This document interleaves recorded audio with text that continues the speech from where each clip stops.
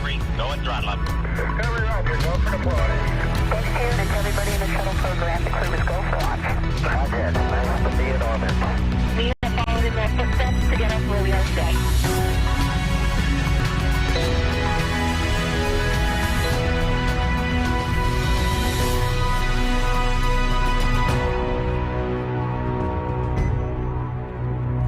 Good afternoon and welcome to our live coverage of the NASA SpaceX Crew-9 mission as it returns to Earth. Dragon Freedom departed the International Space Station at 1:05 a.m. Eastern. That was 10:05 p.m. Pacific time on March 17th for those of us here in California. On board Crew-9 are NASA astronauts Nick Hague, Suni Williams, Butch Wilmore, and Roscosmos cosmonaut Alexander Gorbanov. And they are now on their way to the targeted splashdown site off the coast of Tallahassee, Florida. My name is Kate Tice, Senior Quality Systems Engineering Manager here at SpaceX. And joining me today from NASA Communications is Sandra Jones. Thanks, Kate. It's always such a pleasure to be here. Upon departing the International Space Station, Dragon underwent a sequence of departure burns. The crew then had a rest period and has since kicked off preparations for re-entry, including getting into their spacesuits and successfully performing a leak check. The next phase of the mission is when things will really start to amp up. Dragon has a series of steps to complete before returning Crew-9 home. That's right. First, Dragon will maneuver to the correct attitude and jettison its trunk, which is the cylindrical, unpressurized lower part of the spacecraft. The trunk is currently connected to the aft or bottom section of Dragon, where the heat shield is located. But in order to expose that heat shield and get the vehicle ready for atmospheric reentry, we're going to jettison that trunk. From there, the spacecraft will use its forward thrusters to perform a deorbit burn, which will put Dragon on a trajectory to return to Earth. This burn will last about 7.5 minutes once it starts. The deorbit burn uses Draco thrusters on Dragon, primarily the four located on the forward bulkhead, and is executed at the apogee, or the highest point of Earth's current orbit around the Earth. This deorbit burn will alter Dragon's path to ultimately line it up to re-enter Earth's atmosphere and splash down off the coast of Florida. Splashdown today is planned for 2:57 p.m. Pacific or 5:57 p.m. Eastern. The Crew-9 mission began a little differently than usual, since Butch Wilmore and Suni Williams were already aboard the space station when Nick Hague and Alexander Gorbanov arrived in the Crew-9 spacecraft in September. Having arrived as the crew flight test crew for Starliner, Wilmore and Williams were fully incorporated into the space station's Expedition 72 team and began research and other work aboard the station along with the other crew members. Additionally, Williams commanded the orbiting laboratory for much of the expedition. And after a successful liftoff and separation from Falcon 9, Nick and Alexander made a short flight on board Dragon to the International Space Station in September. Both veterans of long-duration station missions, both Williams and Wilmore conducted spacewalks during their 9 months in space. Having had the capacity to leave the station at any point, had there been some type of emergency, the crew members began packing for their voyage home about a week ago and worked through tasks and shared lessons learned with the newly arrived Crew-10 team, who arrived just a few days ago. For return operations such as this, NASA and SpaceX closely coordinate with the United States Coast Guard to establish a safety zone to ensure public safety and for the safety of those involved in the recovery operations, as well as the crew on board the returning spacecraft. Multiple notices are issued to mariners in advance of and during recovery operations, and Coast Guard patrol boats are deployed to discourage boaters from entering the splashdown zones. Now, we do want to stress to the public the need to respect this safety zone. Recovering a spacecraft from the water is a hazardous task, and any other boats interfering increases risk to the astronauts in Dragon, the teams working to recover them from the water, and the safety of those that come too close. So, for the safety of the crew and your safety, we recommend you sit back and watch as we'll be bringing you the best possible views of our astronauts' homecoming. And they will be the best views that you can get. So, let's take a minute to meet our returning crew. U.S. Space Force Colonel Nick Hague is your Crew-9 commander. He was selected by NASA as an astronaut in 2013. This was his second spaceflight to the International Space Station and third launch overall. He spent 171 days in space with Crew-9 and has a career total of 374 days in space. During his mission, he completed a spacewalk with astronaut Suni Williams. That was his fourth spacewalk, earning him a career total of 25 hours, 56 minutes of spacewalking time. Before Crew-9, Haig previously served as a crew member of Expedition 59 and 60 back in 2019. He flew with Alexei Ovchinin and NASA's Christina Koch. So this is his second time sharing the space station with Ovchinin. The Kansas native is a test pilot of a distinguished graduate of the United States Air Force Academy. Nick spent 5 months in Iraq in support of Operation Iraqi Freedom. He voluntarily transferred from the United States Air Force to U.S. Space Force in 2021 and is an active colonel. His wife, Katie, is a retired U.S. Air Force colonel, and they have 2 sons. NASA astronaut Suni Williams is a mission specialist for Crew-9. This was her third visit to the space station. She originally launched aboard Boeing Starliner spacecraft and arrived at the space station on June 6th. And it looks like we are beginning to get some views inside the spacecraft, overlooking the shoulders of the crew on board Dragon. We'll continue to bring you those views throughout the day and views throughout Splashdown this afternoon rather. But to jump back into a little bit more about Suni, she became an Expedition 71-72 crew member, and she logged 286 days in space on this mission. But she actually has a total of 608 days in space, the second most time in space by a U.S. astronaut. Former NASA astronaut Peggy Whitson ranks first for the U.S. with 675 days in space. She conducted 2 spacewalks and has completed 9 over the course of her career for a total of 62 hours and 6 minutes of spacewalking time. She ranks 4th on the list of cumulative time spacewalking by a female astronaut.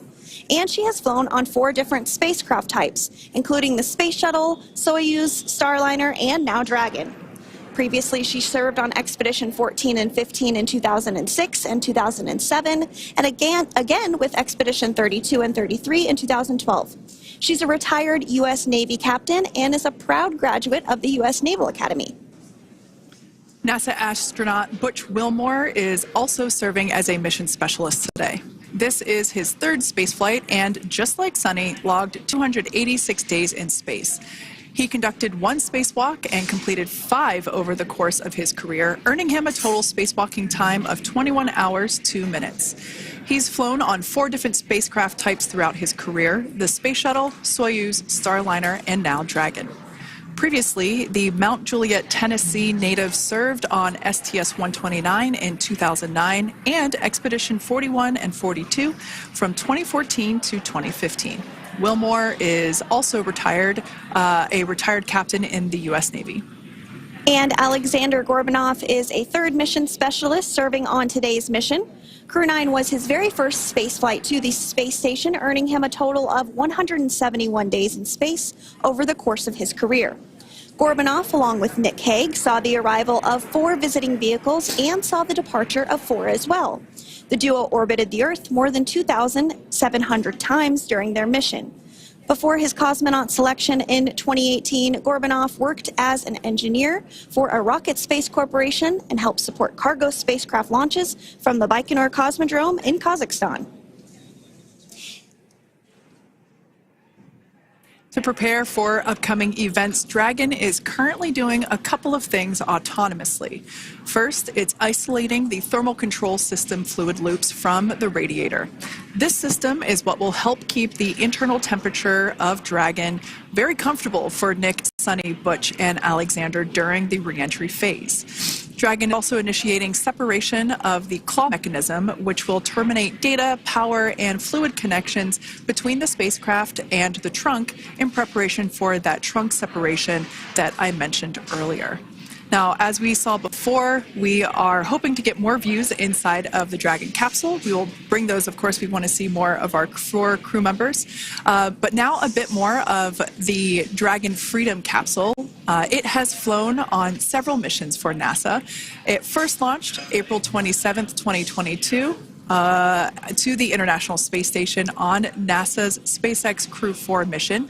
It was subsequently used for 2 private spaceflight missions to the space station for Axiom Space, Axiom Mission 2 in May 2023, and Axiom Mission 3 in January of 2024. And of course, Crew-9 launched last year, is September 28th. So yeah, a little bit about the Dragon Freedom capsule. Here, a view that we have once again between the shoulders of Commander Nick Hague, who is on the left-hand side of your screen there, and Mission Specialist Alexander Gorbanov there on the right. That's right, Kate. And the next major milestone that we're looking ahead towards this afternoon is claw separation. We're targeting that claw separation at 2:05 p.m. Pacific time this afternoon, so less than 10 minutes from now. Continuing to get some views inside Dragon Freedom. To the far left there is NASA astronaut Butch Wilmore, and as you can see, the crew is suited up in their space suits. They are suited up in what we call dynamic phases of flight. So when they launch, when they dock, when they undock, when they return back for splashdown. We might hear some call-outs on the loops about putting their visors down. That will happen just prior to deorbit burn. And you'll hear us pause when some of those communications happen. That's because we want to make sure that we are relaying the best information to you all, and so that you hear it as well. So if you do hear us pause, that is what we're doing. You also see they have their on there, and I know the gloves are pretty unique on the Dragon spacesuits, right? They're custom created? Yes, the spacesuit overall is custom fit for each astronaut. These gloves enable usage of the touchscreen panels that they have in front of them. We can't see it from this view, but that view we saw earlier between Alexander Gorbanov and Nick Hague, that is a touchscreen. It allows the crew to monitor everything that Dragon is doing, along with those tablets that they have there on their legs. So yeah, the spacesuit itself is intended to act as a mini spaceship, if you will, as once the visors are closed, it is able to maintain a pressure in the unlikely event of a depressurization event for Dragon. So there we can see those screens I was talking about. So there in the center, we've got the location tracker, as well as on the left-hand side, it's mapping out the operations that Dragon is executing. The crew has to remain well informed of all these things that Dragon is doing autonomously. That basically means that Dragon is flying itself. The crew has the ability to gain control of the capsule if necessary, but the capsule is essentially going to bring itself home. But of course, in order to be familiar with Freedom, SpaceX, deorbit sequence start in 5 minutes.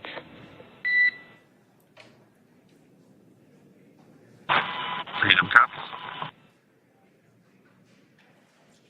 And so we did hear that call out for the deorbit sequence start to begin here in 5 minutes. That call from the ground came from the core, or Crew Operations Resource Engineer here in Hawthorne, Mission Control just behind us, and that went up to Commander Nick Hague. He's going to be doing the majority of the communications during the flight downhill today through Splashdown, and they'll be communicating with the core all along the way. Now, we did mention that they are flying on Crew Dragon Freedom. The naming of spacecraft has gone all the way back to the very beginning of this human spaceflight program. This is a nod to Alan Shepard naming his spacecraft Freedom 7 during the Mercury program. And so the crew that first flew up on Freedom a few years ago had the opportunity to name this Dragon, and they named it Freedom. That was Crew 4 that was the first flyers on this spacecraft. It's also flown for Axiom Mission 2 and 3, and then, of course, today for Crew-9 as well. Yeah, actually, fun fact about this particular capsule, of those 4 missions that Sandra just mentioned, we have seen daytime splashdowns for 2 of those. Today will mark the third of the third daytime splashdown. So there's something lucky about this particular capsule that gets daytime splashdowns. Nighttime is great because we can see even more clearly the capsule streaking through, but I personally love the daylight views because we really get even better views of the recovery team operations during that phase of the mission. Yes, absolutely. And if you follow along with our missions, you'll know that sometimes weather is a watch item when it comes to undocking and splashdown. We do splashdown in the water, so we want to ensure that parameters like wave heights and wind speeds and precipitation, lightning, all of that is looking good for the crew and the safety of those recovery personnel. And today the weather is just pristine. We got off of space station on the very first attempt. So I'm joking around and saying that it was because it was St. Patrick's Day and we got really lucky with the weather. I wouldn't disagree with that. Speaking of weather, we will be hearing from Core probably around 2:20-ish. Typically, before we enter the period of loss of signal, or LOS, we will hear an entry briefing from the Core, the Crew Operations Resource Engineer, and they will deliver important information like updated anticipated splashdown and loss of signal times to the crew, as well as the wave height and wind speed. So we'll be standing by to listen in on those. Like I said, that will happen shortly after. Typically after trunk separation. I can't quite remember if it's before or after deorbit burn. It must be before. But in any case, we'll be hearing all of that coming from Core. In fact, that individual is seated there in the room on your screen. That is SpaceX Mission Control in Hawthorne, California. That room is located just over our shoulders, and that is where Dragon operators are standing by on console, monitoring the progress of Dragon as it continues its way home. It's been, at the point of splashdown, it'll be about 17 hours since Dragon undocked from the International Space Station. The team there in mission control, there are multiple teams, in fact, and they cycle through shifts to ensure that everybody gets the required rest and sleep periods, just like the astronauts on board. And that Crew Operations and Resource Engineer is seated there in the room, and that, like Sandra said, is the primary voice that we will be hearing communicate from the SpaceX team to the crew on board. That's right. And so it looks like we're about 3 minutes or so from the claw separation portion of today's flight. The claw is a portion on the spacecraft that holds the trunk to Dragon. Following claw separation, we're going to jettison or remove that trunk because it's no longer needed. The trunk has solar arrays on it that provides power to the Dragon spacecraft. But now that we're beginning the reentry process, we need to go ahead and jettison that trunk and able to expose the heat shield, which is really going to do the heavy lifting as Crew-9 re-enters the Earth's atmosphere. They come in at 17,500 miles per hour, so they really need to ensure that that heat shield absorbs that heat, and there's... Deorbit sequence start.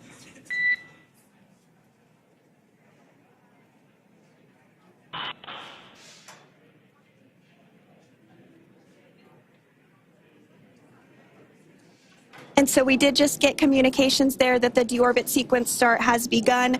So here in just a couple minutes from now, we expect to hear information or a call back about the claw separation having begun. And again, that kicks off that trunk separation portion that I was discussing to remove that, expose the heat shield, and then eventually we'll have the deorbit burn, and we'll continue to walk you through all of these milestones as we approach them ahead of our splashdown at 2:57 p.m. Pacific time this afternoon, off the coast of Tallahassee, Florida. Yeah, we're very excited to bring the Crew-9 crew home. Sandra, we were talking about the trunk separation. That trunk is on a trajectory that will re-enter in the atmosphere and break up upon that re-entry. The heat shield itself is one of my favorite parts of the Dragon capsule.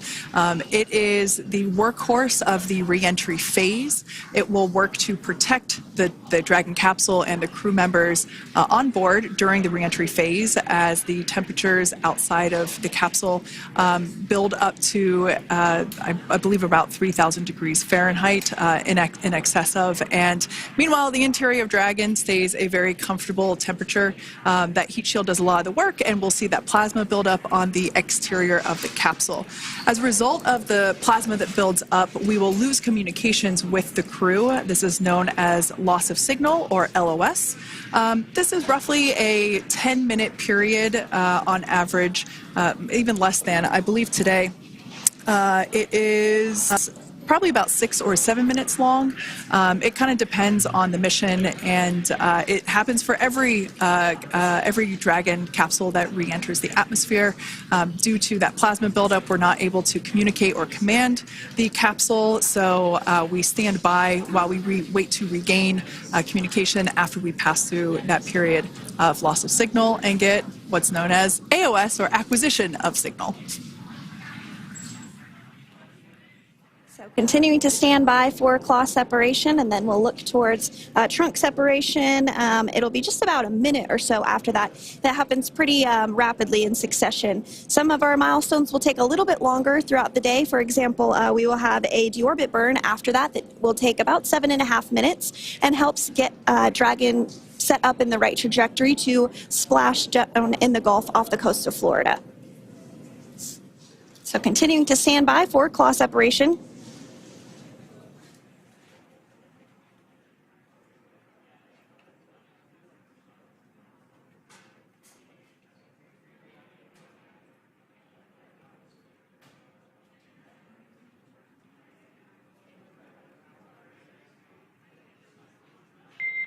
Nominal trunk jettison.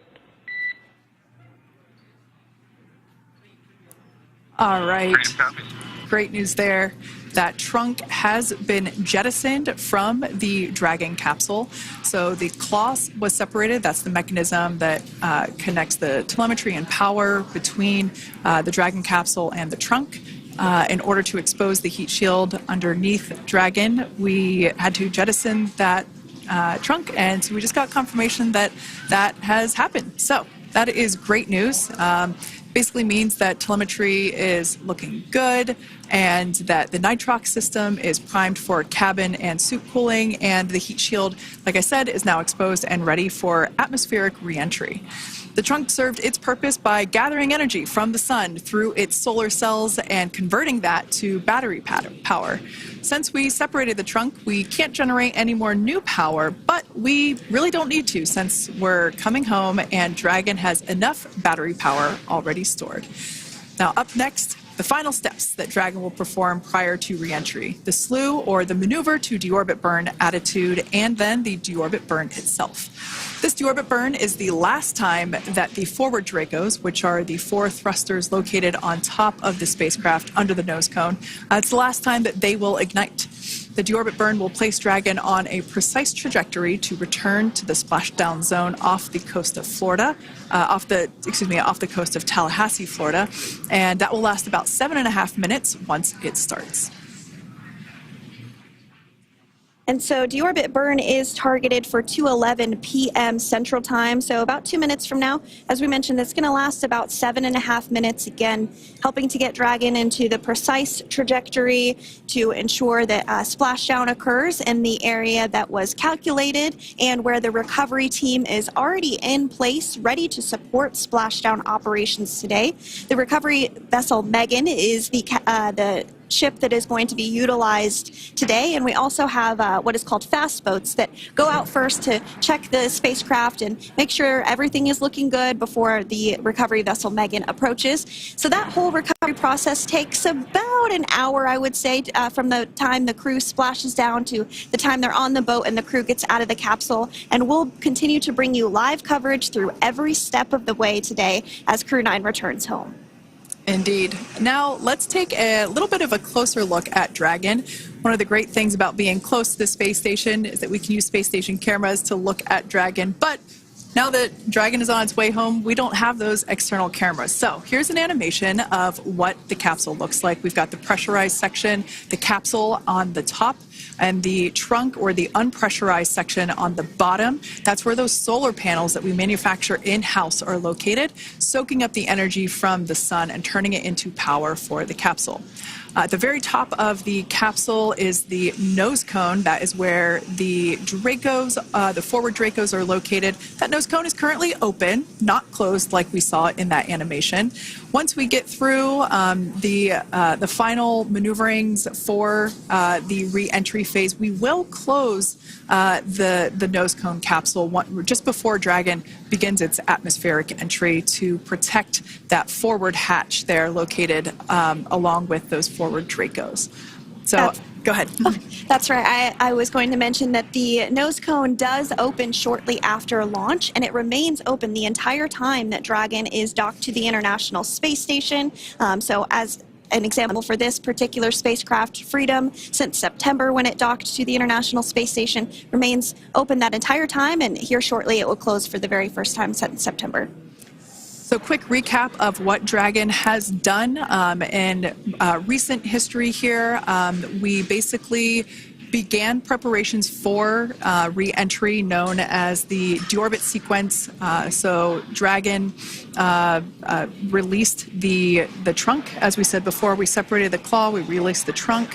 It next will slew to the deorbit burn attitude. Slew basically meaning maneuver, so it will position itself correctly to execute that deorbit burn. We want the heat shield side to be facing forward, or first, if you will. We want that to be the leading edge of the Dragon capsule, as that heat shield is meant to basically be an ablative material for the heat that it will incur. Once we complete that deorbit burn attitude slew, we will initiate the deorbit burn itself. That will last for several minutes, expecting that to be to start here any moment now, actually, and then it will go until about 2:18 p.m. Pacific time or 5:18 p.m. Eastern time. And I did hear confirmation that that deorbit burn is underway. As we mentioned, it's about a 7.5-minute burn. So within the last 10 minutes, Dragon has jettisoned its trunk and initiated the deorbit burn just seconds ago. As mentioned earlier, for those operations, NASA and SpaceX closely coordinate with the United States Coast Guard to establish a safety zone to ensure public safety and for the safety of those involved in the recovery operations, as well as the crew on board the returning spacecraft. Multiple notices are issued to the mariners in advance of and during recovery operations, and Coast Guard patrol boats are deployed to discourage boaters from entering the splashdown zones. So we do want to stress to the public the need to respect this safety zone. Recovering a spacecraft from the water is a hazardous operation, and any other boats interfering increases the risk to not only the astronauts in Dragon, but the teams working to recover them from the water and the safety of those that may come too close. So for the safety of the crew, which you see there on your screen, your safety, we recommend you sit back and watch as we'll continue to bring you the best possible views of our astronauts' homecoming. Yeah, as I mentioned earlier, this deorbit burn is the last time that we will utilize our 4 forward Draco thrusters. Forward basically meaning at the top of the Dragon capsule. Dragon Freedom has not yet entered the Earth's atmosphere. This deorbit burn is what will line the vehicle up and put it on its final trajectory to the landing site right off the coast of Tallahassee, Florida. So basically, it is the last burn that the Dragon spacecraft executes and is what really locks it in for that precise landing. As you can see on your screen right now, Nick, Suni, Butch, and Alexander are using their screens to keep tabs on the burn duration, the Draco firings, and trajectory details such as entry angle, spacecraft perigee, and how much distance remains until deorbit burn termination. As I mentioned earlier, Dragon is flying itself. So all the crew has to do is stay strapped into their seats and keep tabs on things. Although I must say, if I had one of those window seats, it would be pretty difficult to restrain myself. Now, with Nick, Suni, Butch, and Alexander ready to deorbit and splash down back on Earth, they will be heading to one of 8 targeted sites supported by SpaceX and NASA. All of these sites are located off the coast of Florida, either in the Gulf of America or the Atlantic Ocean. Spreading the supported sites across multiple locations helps maximize the return opportunities for this mission and future crews, lowering the chance that we'll have to wave off due to bad weather. For those of you following along, you'll know that today's splashdown marks our final Dragon recovery on the East Coast. After 6 great years of successful recovery operations off the East Coast, we'll be moving all Dragon recovery operations back to the West Coast. And as always, NASA and SpaceX jointly select our splashdown location. And for today, the prime recovery site is off the coast of Tallahassee, Florida. The selection process works with a lot of different variables, including the space station's orbital trajectory or path that it follows, what landing sites are available and have favorable weather, how much free flight capability Dragon has for the trip home, and the sleep schedules for the returning crew members, as well as, of course, the big one, the weather. We'll start with calculating daily return options based off of the space station's current orbit and Dragon's capabilities to maneuver and line up for re-entry. The time from undock to landing at the primary site can vary from less than 6 hours to more than 39.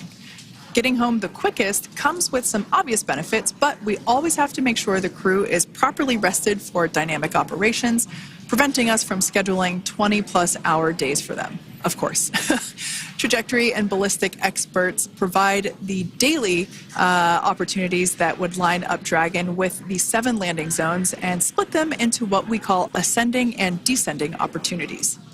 Dragon uses its Draco thrusters after leaving station to execute a series of altitude-lowering maneuvers and to line up with the selected primary site. It can also change to different alternative sites while in a free flight if sudden weather moves in that we may need to avoid. So, as we mentioned, weather is something we're constantly looking at, making the final call to proceed about 2.5 hours before the crew undocks. So for the Crew-9 return, we looked at a number of weather items. Some of the obvious ones are no rain or a chance of lightning in the recovery zone, both for the safety of the crew inside Dragon and the recovery teams in the water. And we're also looking for wind speeds to be less than 15 feet per second or about 10 miles per hour, and relatively calm seas so that we can safely execute recovery operations, which includes landing a helicopter on the recovery ship to fly Nick, Suni, Butch, and Alexander back to Florida. Once Dragon began flying today, we had a number of additional checkpoints to either proceed towards the primary site, head to the alternate, or select a new zone based on real-time weather data. These checks happened all the way up until we were in the final hours before the deorbit burn, which has just about a minute or so left in it. And this is the last burn in the trip home that commits Dragon to re-entering the Earth's atmosphere. Now, we are currently waiting to conclude the deorbit burn. We've got less than a minute until that finishes. We will expect to hear a call out for nominal burn, which will confirm completion of that deorbit burn for Dragon Freedom. We can see images there from the touchscreen display panels that the crew utilizes in flight. We can see the visualization of exactly which one of the 4 forward Draco thrusters are firing. That's why you have kind of like a strobe effect there.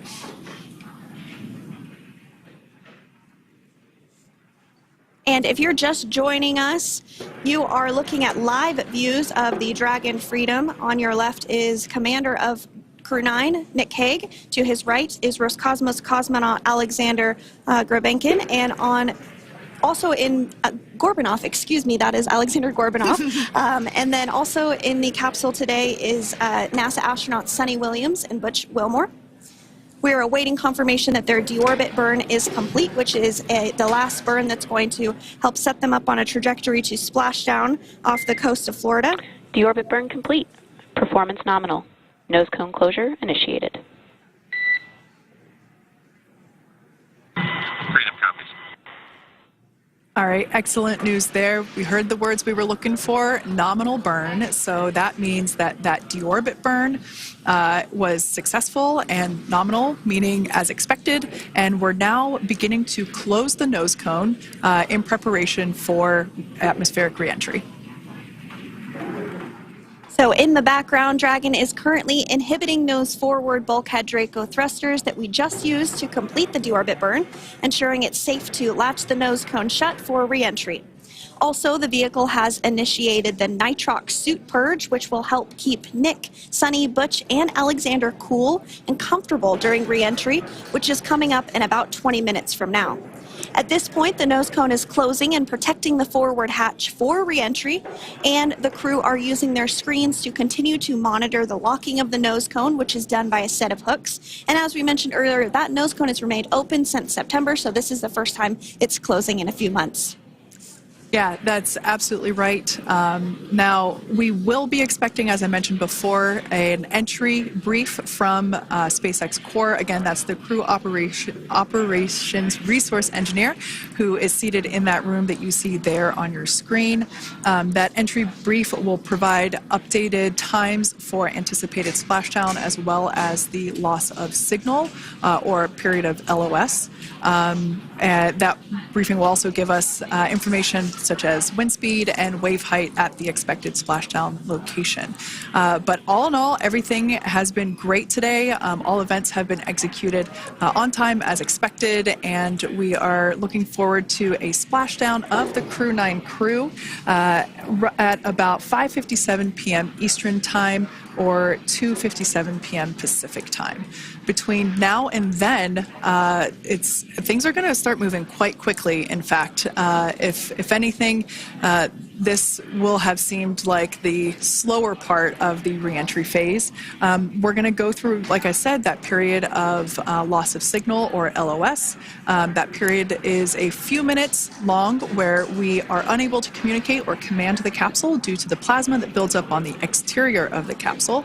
That period, like I said, lasts for a couple minutes. You will start to hear SpaceX Core hail the Crew-9 crew a little bit earlier than expected because we, in the past, have actually regained communications a couple minutes earlier than initially anticipated. So we'll go through that period of loss of signal, that entry period, that specifically when the when the Dragon spacecraft is re-entering through the atmosphere. Approximately at about 18,000 feet when the capsule is traveling at 350 miles per hour.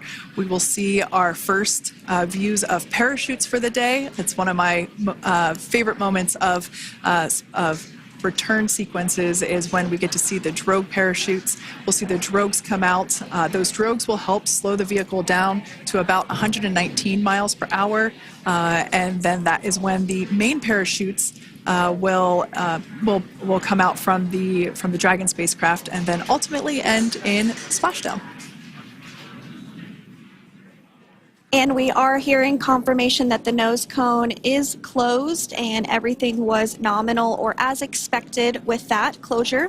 So as we begin the second half of entry, Dragon is now beginning to inject cooled nitrox into the air being delivered to the spacesuits worn by Nick, Suni, Butch, and Alexander. Again, this is what will allow the crew to remain comfortable while external temperatures reach 3,500 degrees Fahrenheit as they re-enter the Earth's atmosphere. So the heat shield is pointing forward, leading Dragon to the landing site. Yeah. Now, speaking of the heat shield, Dragon's primary heat shield is comprised of PICA 3.0, which stands for Phenolic Impregnated Carbon Ablator. The first-gen PICA was initially developed by NASA for studying and sampling comets within our solar system. SpaceX partnered with NASA to develop PICA-X, which was the second-generation product used on all Dragon 1 cargo resupply service missions that resupplied the International Space Station on 20 missions. PICA 3.0 was developed specifically for use on Dragon 2 crew and cargo with enhanced structural and thermal capabilities that allowed the heat shield to be even more effective in the way that it utilized the ability to make that heat ablevate as it goes through the Earth's atmosphere.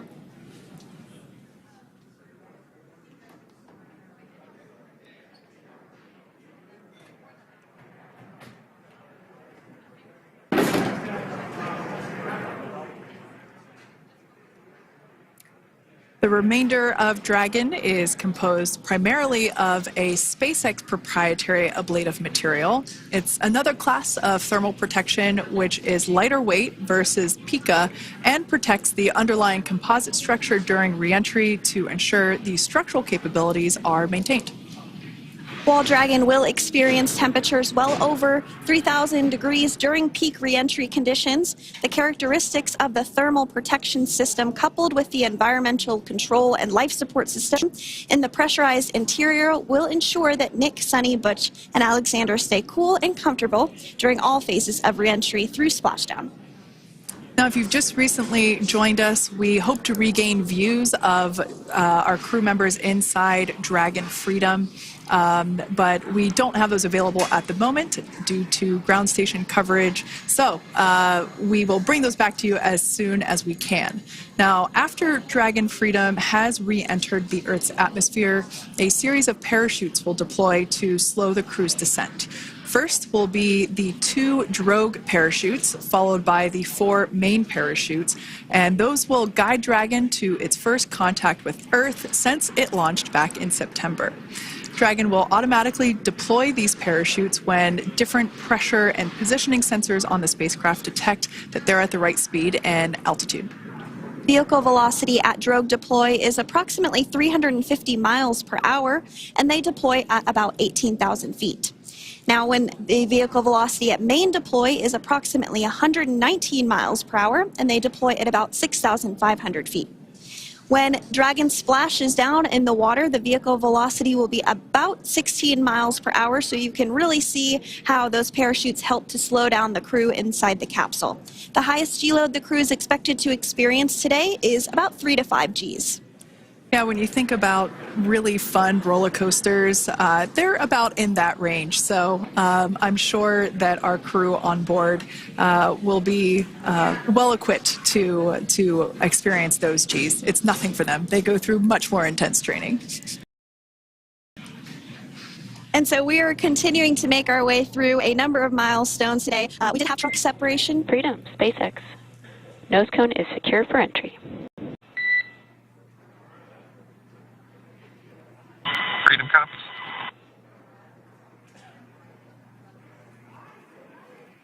All right, great news there. That tells us that the final physical configuration change for Dragon is complete. We have closed that nose cone. This is the last physical change that Dragon undergoes prior to re-entering the Earth's atmosphere.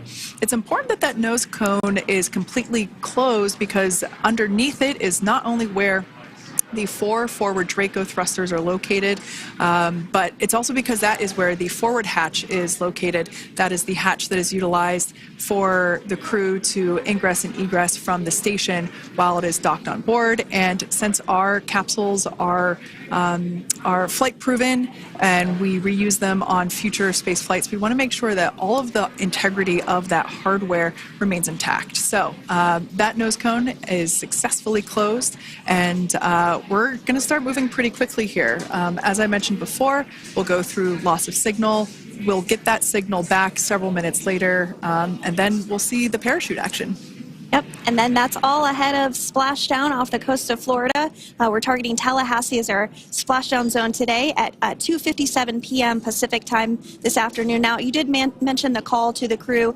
They'll do some additional calculations following that burn and potentially let us know if that splashdown time has changed at all. But right now, we are continuing to target 2:57 p.m. And you can see there on your screen a path of where Dragon will be re-entering today. So if you are in the southern tip of Mexico, you might have the opportunity to see Dragon. Because it's a daytime splashdown, you probably won't have too great of views, but potentially you'll have the opportunity to get a glimpse of it there. Once again, Dragon operators, they're monitoring the progress of Dragon through this re-entry phase. That is SpaceX Mission Control, located here in Hawthorne, California. That is also where the crew operations and resource engineer is seated. That person is the voice that we have heard multiple times and will continue to hear as the primary point of contact to the crew on board Dragon Freedom. We will also hear the voice of Commander Nick Hague. Basically, after we hear the Corps communicate something, we will hear Nick Hague indicate that they copy, that they heard the message well, some sort of recognition that the message was received. And if you joined us yesterday for our coverage during the undocking, we were communicating through something that's called a big loop. We do that when we're in integrated operations with the International Freedom, SpaceX, for entry sequence. Report when ready to copy. Ready to copy. All right, I've got some updated times for you. Our comm blackout start time is 2144. Our comm blackout end time is 2151, and our splashdown time is the same per your displays, 2157.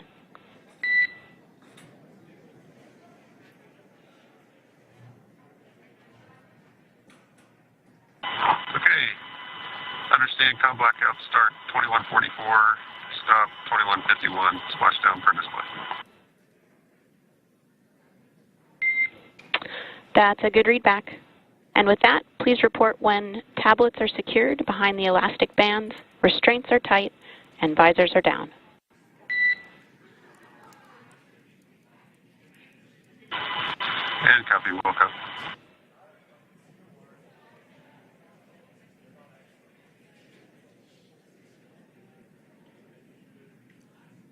And with that communication from the Corps or Crew Operations Resource Engineer here in Hawthorne to Commander Nick Hague of Crew Dragon Freedom, we did hear that the loss of signal period is still at 2:44 p.m. Pacific, but we had a 1-minute adjustment to the acquisition of signal. That's going to now be at 2:51 p.m. Pacific time. However, our splashdown time remains the same at 2:57 p.m. Pacific time this afternoon off the coast of Tallahassee, Florida. So all good news there as Dragon continues to make its way home with the Crew-9 crew. As we've mentioned before, we are splashing down on the Gulf Coast. We have ability to splash down on either side of Florida, but the location site just outside of Tallahassee, Florida is the site that was selected today due to best recovery conditions. And as Sandra mentioned before, weather is always a watch item, but everything is looking great for that particular recovery location. So I'm sure once we start getting views from the recovery vessel, I have a feeling it's going to be a pretty beautiful afternoon. And we did mention that, of course, this is a daylight splashdown, so we should be getting some great views. We do have a couple of spacecraft called the WB-57, which are high-altitude planes that NASA utilizes during splashdown operations. Those are en route and going to be tracking the capsule as it makes its way through the atmosphere and should be providing some good views for us. Kate and I were just chatting about how we haven't had a daytime splashdown in a little while, so we're looking forward to the views along with you. Yeah. Nighttime views are also great because we can see that capsule streaking through the night sky quite brightly. So like Sandra, you said earlier, daylight will be a little bit less bright, but we will definitely be able to see the SpaceX recovery team operations much clearer. I could also imagine it's probably a little bit easier for the team themselves to do their work in daytime than at nighttime. We'll see them rush in really quickly with a couple of fast boats as they begin the initial safety checks and sweeps of the Dragon capsule while also retrieving the parachutes from the surface of the ocean.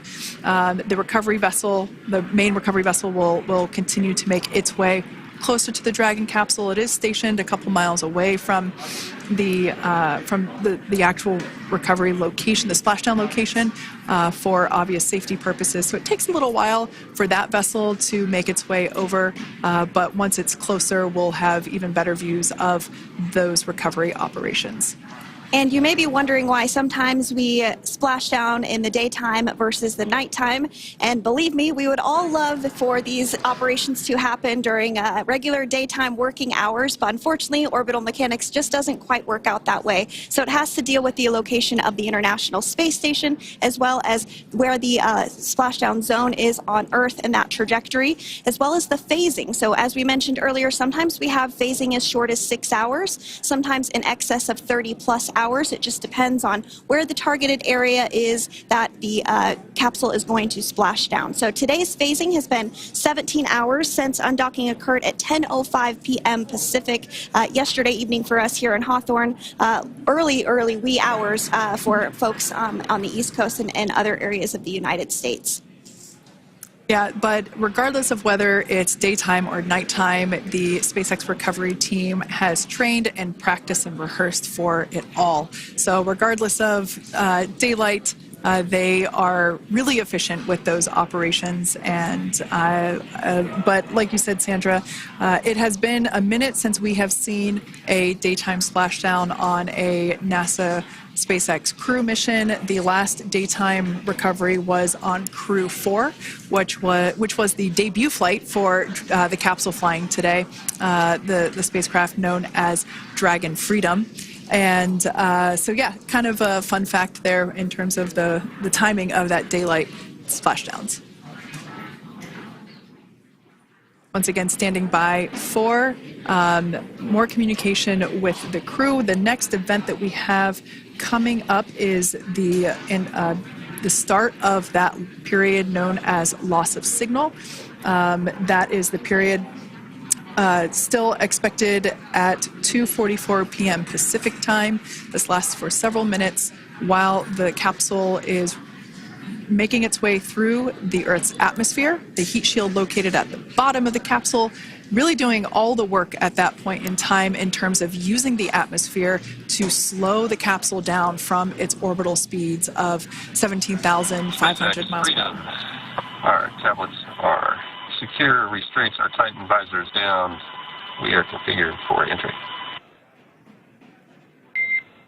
Freedom, I copied. Tablets are secured, restraints are tight, and visors down.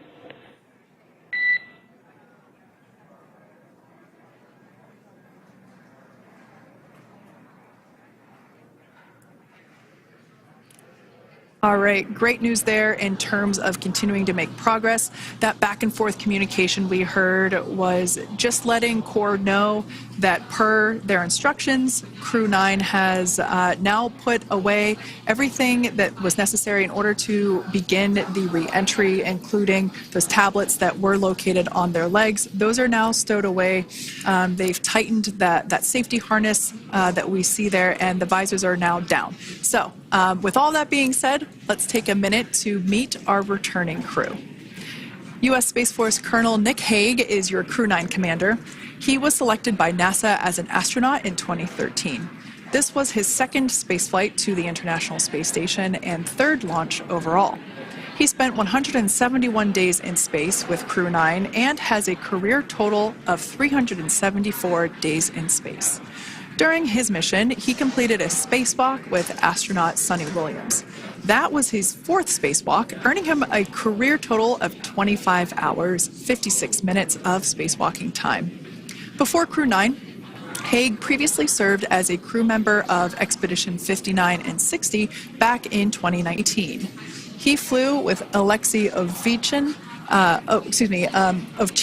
and NASA's Christina Cook. So this is his second time sharing the space station with Ovchinin.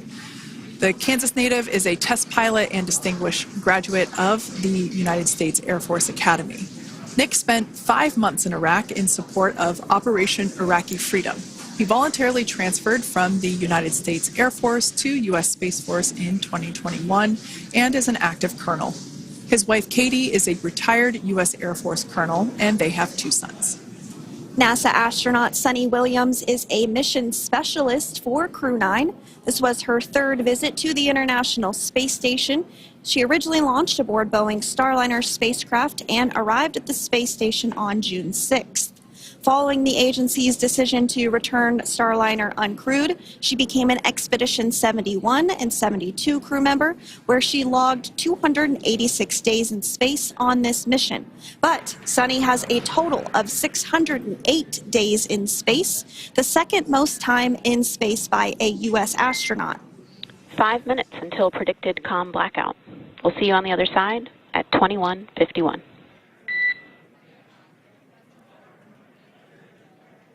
21:51. Talk to you soon.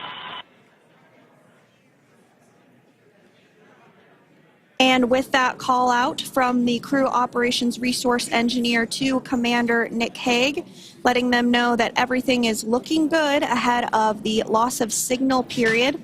We will see the crew on the other side of the loss of signal period at 2:51 p.m. Pacific time this afternoon. Continuing on about Suni Williams, who has a total of 608 days in space, the second most time in space by a U.S. astronaut. Former NASA astronaut Peggy Whitson actually ranks first for the U.S. with 675 days in space. Suni conducted 2 spacewalks and has completed 9 over the course of her career for a total of 62 hours, 6 minutes of spacewalking time. She ranks 4th on the list of cumulative time spacewalking by a female astronaut, and she has flown on 4 different spacecraft types, including the Space Shuttle, Soyuz, Starliner, and now Dragon.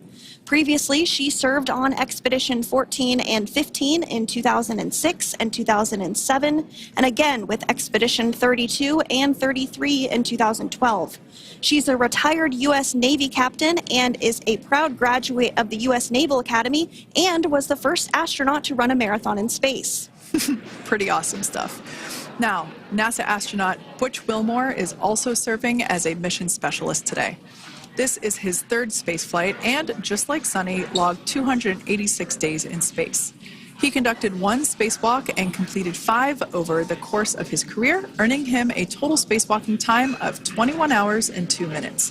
He's flown on 4 different spacecraft types throughout his career: the Space Shuttle, Soyuz, Starliner, and now Dragon. Previously, the Mount Juliet, Tennessee native served on STS-129 in 2009 and Expedition 41 and 42 from 2014 to 2015. Wilmore is also a retired captain in the U.S. Navy. Next up is Alexander Gorbanov, who is the 3rd mission specialist serving on today's mission. Crew-9 was his first space flight to the space station, earning him a total of 171 days in space over the course of his career. Gorbanov, along with Nick Hague, saw the arrival of 4 visiting vehicles and saw the departure of 4 as well. The duo orbited the Earth more than 2,700 times since September. Before his cosmonaut selection in 2018, Gorbanov worked as an engineer for a rocket space corporation and helped support cargo spacecraft launches from the Baikonur Cosmodrome in Kazakhstan.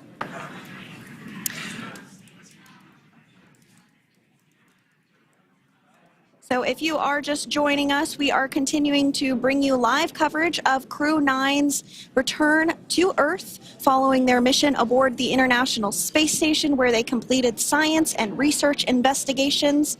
We are targeting splashdown off the coast of Florida at 2:57 p.m. Pacific time. The next major milestone that we'll look ahead towards is what we call loss of signal, or LOS, when we won't have communications with the crew because they will be re-entering the Earth's atmosphere.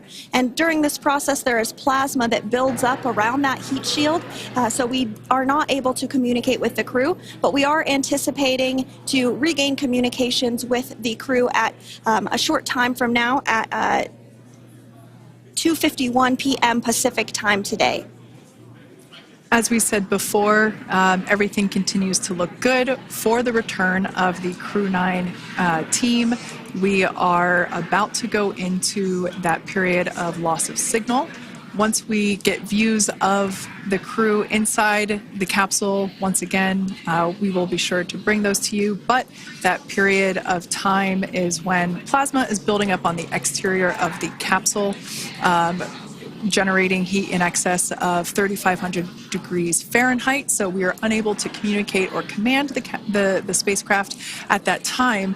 And that includes, unfortunately, video feeds as well. So as soon as we get the views back inside Dragon, we will bring those to you. But until then, we are going to stand by and continue to monitor the progress of Dragon.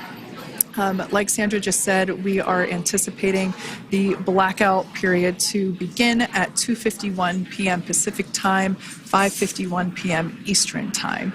This will last for several minutes. It's not super exact, even though we are predicting acquisition of signal, or AOS, to come back at 5:51 p.m. Eastern time.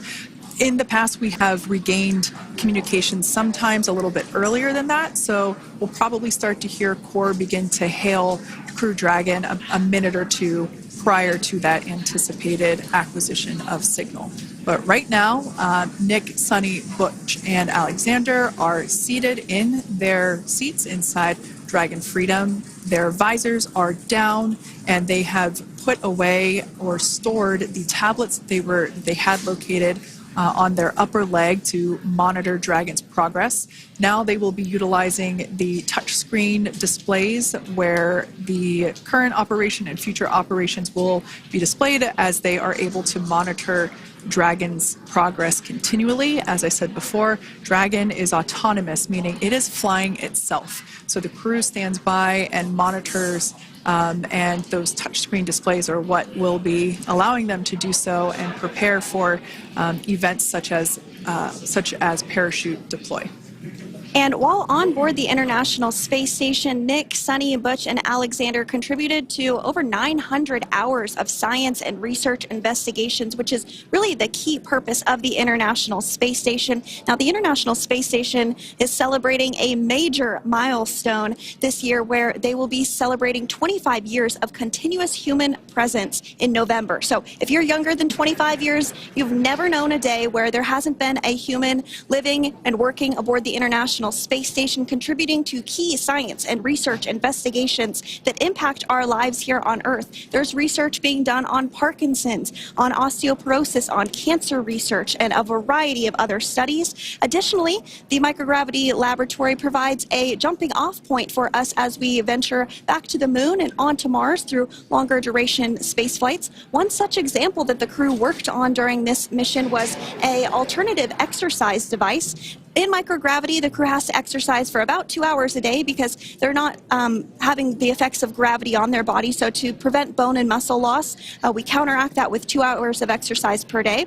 On board the International Space Station, they have 3 ways in which they can exercise. They have a bike, they have a treadmill, and they have a similar to a weightlifting machine that counteracts the microgravity environment. But a particular experiment that this crew tested out was a combination of all 3 of those in one smaller device, and this is really critical as we continue on to the moon, Mars, and beyond, because space is really important in spacecraft.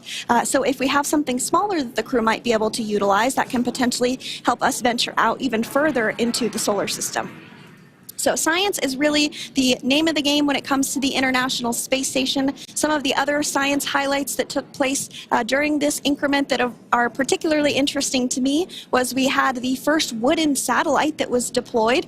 This is a study to see if other materials might be more resourceful or renewable in space. So I'm really excited to see the results of that one as well. Additionally, we had a couple of spacewalks that took place to not only provide maintenance to the International Space Station, but also where we swabbed the outside of the space station near vents to see if any microbes that we all have microbes on us, to see if any of those could survive in the harsh environment of space, which again is very important for us to know and understand as we continue to the moon, Mars, and beyond. Very exciting stuff. Now, at this point, we have now entered the communications blackout period for the Dragon spacecraft. This lasts approximately 7 minutes due to plasma formation around the spacecraft itself. During this time, no vehicle telemetry is received by mission control or the recovery team, and no external commanding of the vehicle or voice communication is possible. But as a reminder, Dragon is designed to fly itself. During re-entry, the vehicle will be slowing down from orbital velocity, which is approximately 17,500 miles per hour. The top temperature that Dragon will experience upon re-entry is 3,500 degrees Fahrenheit.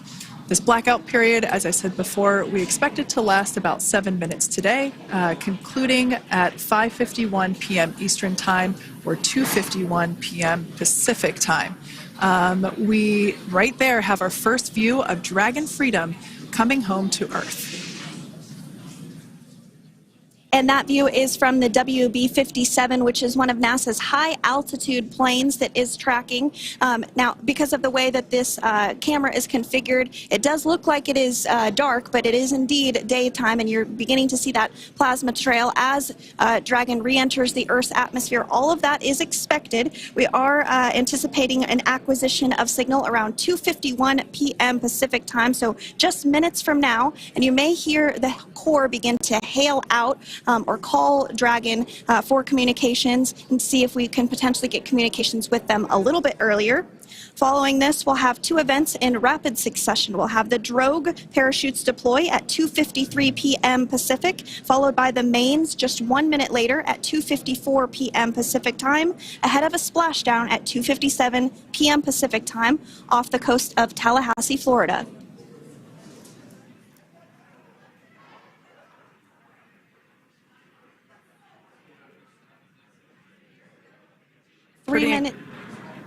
Pretty incredible views of the Dragon spacecraft making its way home back to planet Earth with the Crew-9 astronauts on board. Once again, this view is coming from the WB-57 plane. That heat shield we can see doing magnificent work as it works to... Freedom, SpaceX, Comcheck.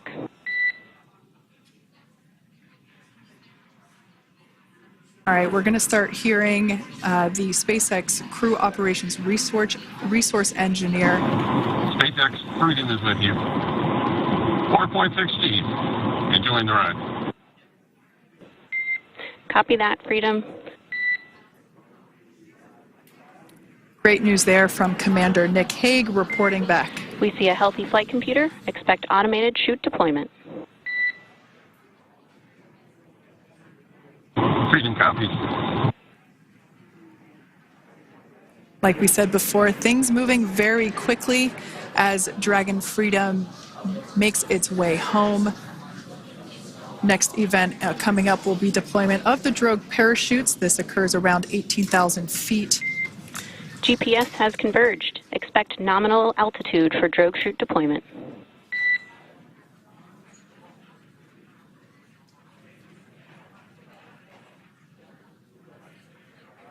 We're about 2 minutes away from deployment of those drogue parachutes. Now the heat shield is continuing to work to slow the vehicle down. That entry period, the Dragon spacecraft went from orbital velocity about 17,500 miles per hour down to about 350 miles per hour. So that really gives you a sense of why that plasma builds up on the exterior of the capsule, thanks to the heat shield and the work that it does. Those drogue parachutes will slow it down from 350 to about 119 miles per hour. We can see 15 kilometers. Brace for drogue window. We can see seat rotation happening inside the capsule. Great to get those first views of our crew members. Once again, the capsules are going about 350 miles per hour when the drogues are deployed. Those drogue parachutes that we manufacture here in-house are going to slow the spacecraft down to 119 miles per hour. And that is when we will see the main parachutes deploy, and that occurs about 6,000 feet above the ocean's surface. And we are expecting drogue deployment at 2:53 p.m. Pacific, so we should see it any second now. And there you are getting a great view of Crew-9 inside Dragon Freedom as it returns back to Earth. We are awaiting the drogue deploys. This view coming from the WB-57 high-altitude plane. And there you see it on your screen, drogue deployment. Drogue descent rate nominal. You can hear the crowd here. Visual on 2 healthy drogues.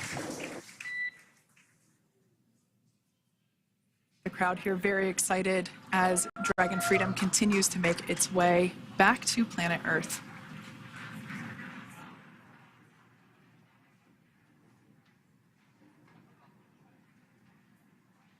Next up, we'll stand by for the main deployment of the parachutes.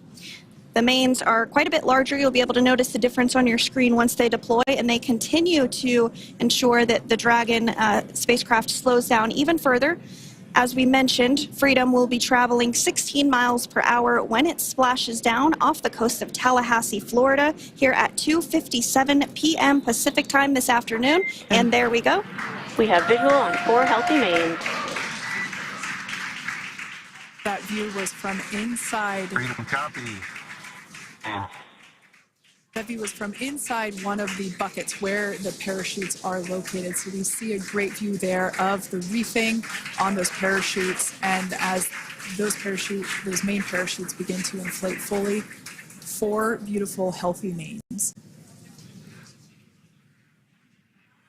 Now awaiting visuals of Splashdown. Freedom, 1,000. We'll start to hear Commander Nick Hague. Copy, 1,000. As we heard right there, Commander Nick Hague will be calling out the altitude of the Dragon capsule from here on out. Landing in water is simpler and provides more margin against unlikely parachute issues. You can see those parachutes continuing to slow the Dragon capsule down. And if you're just joining us, you're looking at 800 meters. a live view of Crew-9, just minutes away from splashing down off the coast of Tallahassee, Florida. Splashdown 2 minutes from now at 2:57 p.m. Pacific. We do have 4 healthy mains really doing the job there. Just breathtaking views of a calm, glass-like ocean off the coast of Tallahassee, Florida. Crew-9 just minutes away from splashing down. This is really such an incredible shot. Copy, 600. That was a live view from our recovery vessel, Megan, which is stationed a couple miles away from the splashdown site.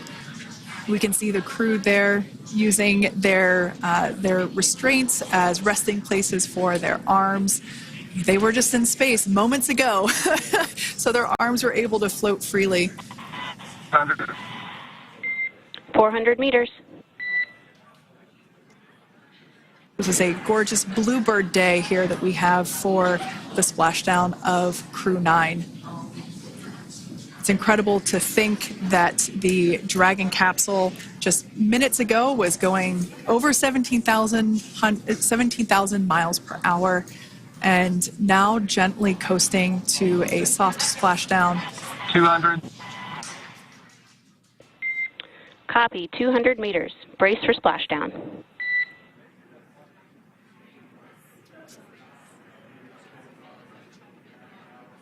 As you can see there on your screen, continuing to monitor progress of the Dragon spacecraft. And we're going to stand by for splashdown located in the Gulf of America off the coast of Tallahassee, Florida.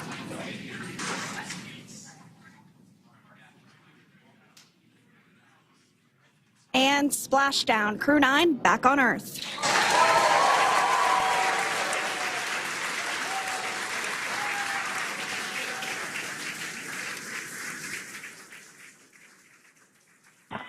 And SpaceX Freedom, splashdown. Good main release. Copy, splashdown. We see main chutes cut. Nick, Alex, Butch, Suni, on behalf of SpaceX, welcome home.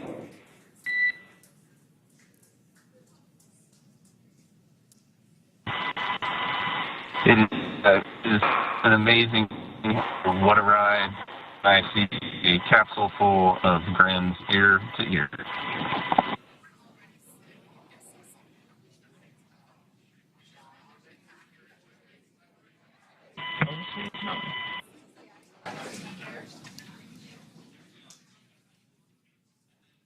And as you can see on your screen, we have visual confirmation of splashdown.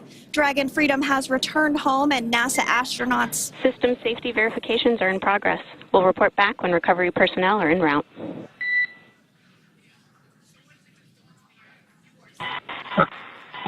Understand. And, we're in section 2, 4.800 landing response. And looking for your words on if it is necessary.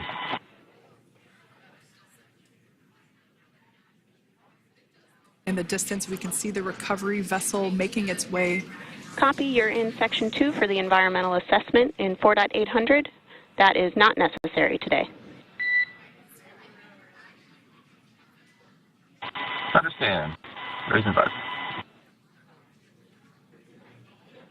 So we will continue to have communications between the Corps and Nick Hague, the commander of Crew Dragon Freedom, which just splashed down 2 minutes ago off the coast of Tallahassee, Florida. Dragon Freedom has returned home with NASA astronauts Nick Hague, Suni Williams, Butch Wilmore, and Roscosmos cosmonaut Alexander Gorbanov. They're back on Earth after approximately 17 hours of a return journey from space. The SpaceX recovery ship and team have been waiting for Dragon's splashdown, and they will now make their way to the splashdown location. The teams have been ready and waiting about 3 nautical miles away, so it's going to take them about 30 minutes or so to make their way And to SpaceX Freedom. Pretty sure we're in stable 1. Copy, stable 1. We see the same. It's going to take about 30 minutes for the recovery team to make their way over to Nick, Suni, Butch, and Alexander, who are still seated and secured inside that Dragon spacecraft there on your screen. Incredible views there of that thermal protection system, or TPS. That Dragon capsule was pristine, white color before it departed the station, and we can see how the reentry phase, the thermal protection system did its job. Now, if you're wondering what that hole, that like bucket area is, that is underneath the side hatch. That is where the main parachutes were stored. So when we saw the Dragon capsule docked at station, it looked very different. The panel that protects and covers the main parachutes, that was still intact, as well as the panels that enclose where the drogue parachutes are located. We can see those fast Freedom, boats. SpaceX is go for recovery personnel to approach. Expect personnel alongside in the next few minutes. Freedom copies. We can see those fast boats. We weren't kidding when we said they were fast. While it does take about 30 minutes for the main recovery vessel to make its way over to the capsule, these fast boats will be doing a couple of things simultaneously. A couple of them are going to be working to retrieve the parachutes that you see in the background there of this drone shot. Those parachutes will be retrieved from the ocean surface. We want to make sure we are able to pull those out. The recovery vessel there closest to the spacecraft is going to be performing some safety checks.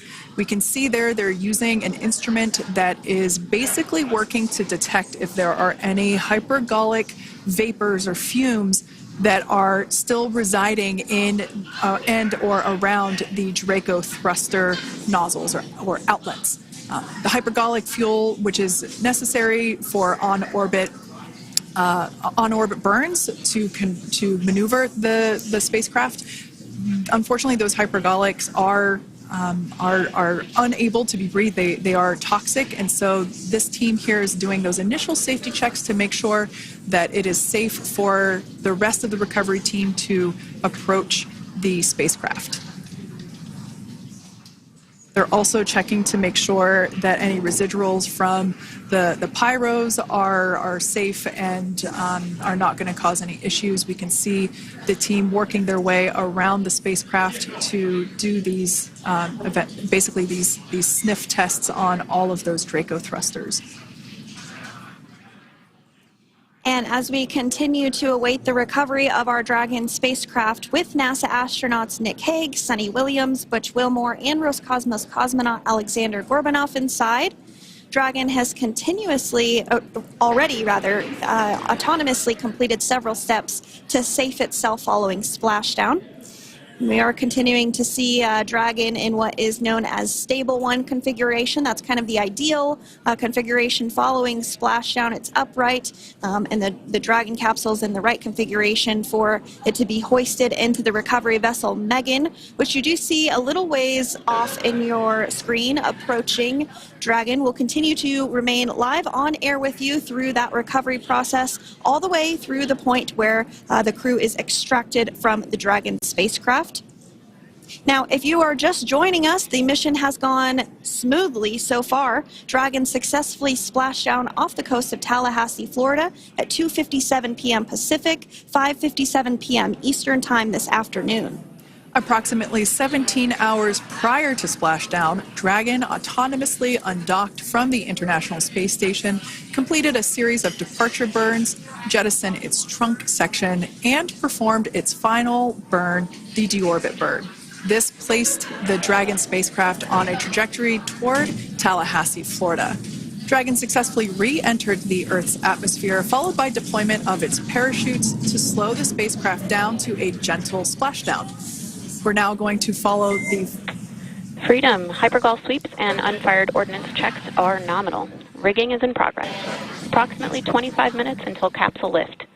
Stand by for PMC with SpaceX flight surgeon. Copy. And so what we did just hear there was communications that those hypergol checks were complete. They didn't find any of that upon those checks, so we'll continue to move through the timeline. Next up is a process called rigging, which you see happening right now on your screen. This is when a SpaceX recovery personnel actually works to climb aboard the capsule and work through procedures ahead of lifting onto the nest of the recovery vessel Megan. We heard it's going to be about 25 minutes or so until that lift actually takes place.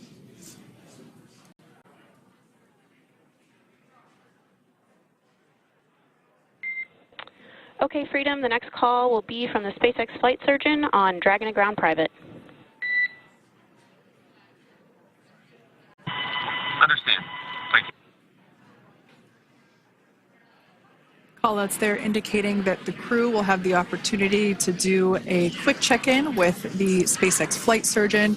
This is standard procedure for every Dragon spacecraft when it returns to Earth. It's just an initial check-in, make sure everybody is doing okay. They will also have another check-in with the flight surgeon once they are on board that recovery vessel that you see there in the background. We can now see that SpaceX recovery team member they're on top of the Dragon spacecraft. They are going to be working to install plugs in the Draco thrusters to ensure that none of those, and to ensure that no more hypergolic fumes or vapors come out from the spacecraft. They'll also place harnessing around the spacecraft that are required in order to lift it out of the water. Go ahead, Sandra. Continuing to get some views of the recovery personnel, both the main recovery vessel Megan, as well as some of those fast boats that we've discussed previously. It looks like just a beautiful day there out off the coast of Tallahassee, Florida. Weather was pristine. We were able to get undocked from the International Space Station as expected at 10:05 p.m. Pacific time yesterday evening, and Crew Dragon has since completed steps ahead of its splashdown at 2:57 p.m. Pacific, and we're now stepping through procedures to get Dragon hoisted up onto the Megan recovery vessel and get the crew extracted out of the spacecraft. And you did see some of the parachutes that were near the spacecraft. Upon detection of landing, Dragon automatically releases those main parachutes to prevent wind from pulling the spacecraft. Dragon then automatically safes any pyrotechnics that may still be present on the vehicle and may automatically perform additional minor system reconfigurations. The astronauts will remain seated and in their suits at this point, but the onboard air conditioning keeps things temperature controlled inside the spacecraft so the crew remains comfortable, and the communication systems... Freedom, SpaceX, ComCheck. SpaceX, this is Freedom. We have loud and clear. Copy that, Freedom. Have you loud and clear as well, and Dragon to ground is no longer private. Understand, thank you. As we saw there on the screen, we have a couple of fast boats in the recovery fleet that have quickly moved into the splashdown location. They are being followed by one of the main recovery vessels, which will move into position upwind of the spacecraft. The two fast boats have very specific roles. The first approach is focused on immediate safety inspection, as we saw. They do this for spacecraft integrity and checking for any presence of those hypergolic propellant vapors. And this ensures that it is safe for the recovery vessel to approach Dragon. Once Dragon is cleared for full approach, as we heard is the case today, the team begins rigging the spacecraft for water recovery by the recovery ship.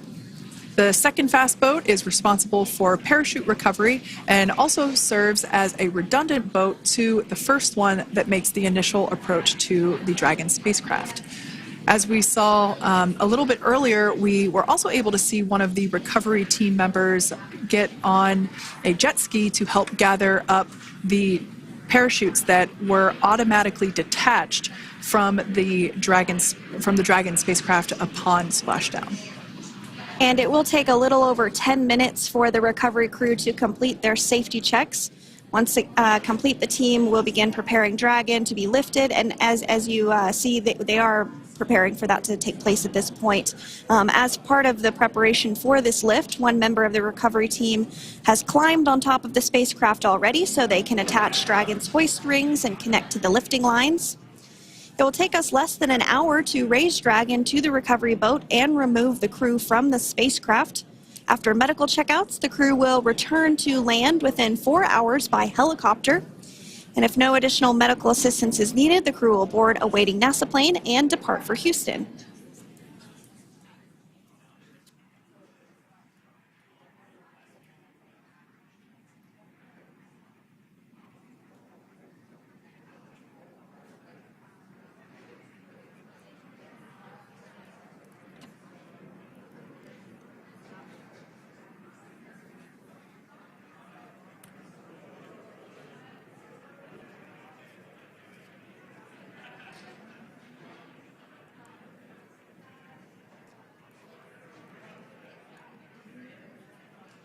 And as we continue to await Dragon to be hoisted up onto the ship, we have a very special treat.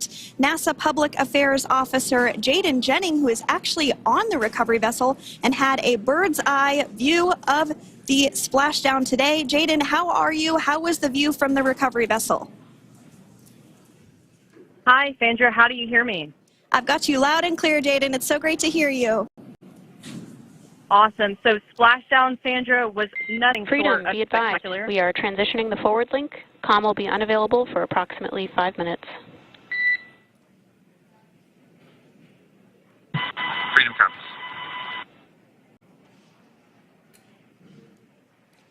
Thanks so much, Jaden. We did just have some communications letting us know that we'll have about a 5-minute period where we won't be able to hear from the crew. So please go ahead, tell us, how was the view from the recovery vessel? Absolutely. Yeah, I was mentioning earlier, Splashdown was nothing short of spectacular. And we were stationed about 1.5 nautical miles away from the splashdown zone and had great visuals here on the recovery vessel Megan. We actually saw a little of the smoke trail as the spacecraft was coming in, and then moments later we spotted those drogue chutes, and this was quickly followed by 4 healthy white and orange main parachutes. We then tracked Dragon all the way down as it slowly propelled into the ocean. And I think I speak for all of us on the ship when I say a new core memory was made today, and we are looking forward to having Crew-9 on board with us a little later. Jaden, that is amazing. Now, obviously, we are watching it here on camera, and the landing conditions look pretty good, but how was it from your perspective? What is the sea state out there? Absolutely. Absolutely. So we've had optimal conditions for splashdown, and today it is sunny and 63 degrees outside right now with clear skies, light winds, and calm seas. The sea looks absolutely beautiful right now, and light blue with the sun reflecting from it. And Kay, I think the crew's going to like what they feel weather-wise on this picture-perfect day for splashdown off the coast of Tallahassee. Thanks so much, Jaden. It certainly looks like a beautiful day. Can you tell us a little bit about the journey of the recovery forces to get to this point? Sure. So one unique aspect of this recovery was the onboard training on station conducted for Butch and Suni to ensure they were ready to return on a Dragon spacecraft. That training covered all aspects of their return, including nominal and contingency departures, deorbit burns, splashdown, and post-landing ops. which is what this team is preparing for now. As for the recovery teams themselves, we started the day taking a series of helicopters out to the vessel. And as standard, the recovery director and crew support teams were on that first helicopter out and took the time to get everything prepared on the ship. About 2 hours before splashdown, they deployed those fast boats and jet skis into the water. I was actually on the second helicopter out, and we were on the vessel about an hour and a half before splashdown and landed on top of the helicopter pad on the Megan. And the teams have been working diligently across their respective disciplines this week, executing what can only be described, in my point of view, as a logistical masterpiece, just ensuring every detail has been in place for Crew-9's return. That is such great news. I'm so glad that you're able there to experience it in person. Now, can you tell us a little bit about what's next to retrieve the crew for the recovery personnel on board? Yeah, Kate. So coming up next, Dragon will be hoisted into the on-deck translation system, or the nest, at the aft end of the ship, and then will be translated pretty quickly towards that egress platform. We'll perform another series of safety checks as final precautionary measures just to make sure there are no hypergolic vapors present before opening that side hatch. And then once that side hatch of the spacecraft is open, the crew will be assisted out of the capsule one by one from NASA and SpaceX. Freedom, SpaceX, comm check. Freedom's got you loud and clear. Thanks, Nick. I've got you loud and clear as well. We have completed our forward link transition. Copy.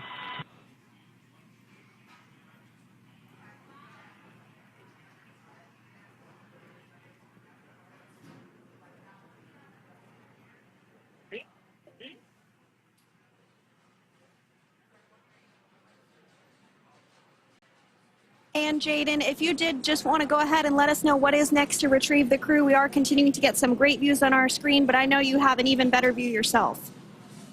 Oh, yeah, Sandra, this view is absolutely unbeatable. So just to kind of finish off what I was saying is once that side hatch of the spacecraft is open, that crew will be assisted out of the capsule one by one from NASA and SpaceX medical personnel, where they will then head to the med bay. And after those medical checks, they will get on that first helicopter out and arrive at the airport, where they will then board a NASA plane and then head back to Houston, Texas at the Johnson Space Center to begin their post-flight period. And we're eager to see the Crew-9 astronauts back on Earth, and we'll keep you updated on every moment of this process. And with that, I'll toss it back over to you guys in Hawthorne. Thank you so much. That was Jaden Jennings, NASA Public Affairs Officer, who watched Freedom splash down firsthand from the recovery vessel Megan. Thanks so much, Jaden. So we are continuing to get these great views on our screen here of Freedom. As we mentioned, it splashed down at 2:57 p.m. Pacific time off the coast of Tallahassee, Florida. The recovery personnel are continuing to step through procedures to hoist Dragon onto the recovery vessel Megan there, which is now coming into view. You can see just how close Megan is at this point, and that's that helicopter pad that Jaden was just discussing, where the crew will fly off of onto the coast of Florida, and then eventually they'll fly back to Houston. Just underneath that helicopter pad is that translation deck where we will see the nest once it is loaded up with the Dragon spacecraft on board. The nest will be translated to the forward end of the recovery vessel, and that is where our Crew-9 team members will egress from the Dragon spacecraft. Now, here on your screen, we can see dolphins, actually, who want to come and play with Dragon. Now, one of the fast boats there in place, working to assist the recovery team member. It's incredible. I just love these views. We really see them even better in daytime, but just seeing the recovery team work in tandem to step through each step, to step through each operation. Obviously they're getting quick assists from the honorary part of the recovery team, those dolphins in the water there.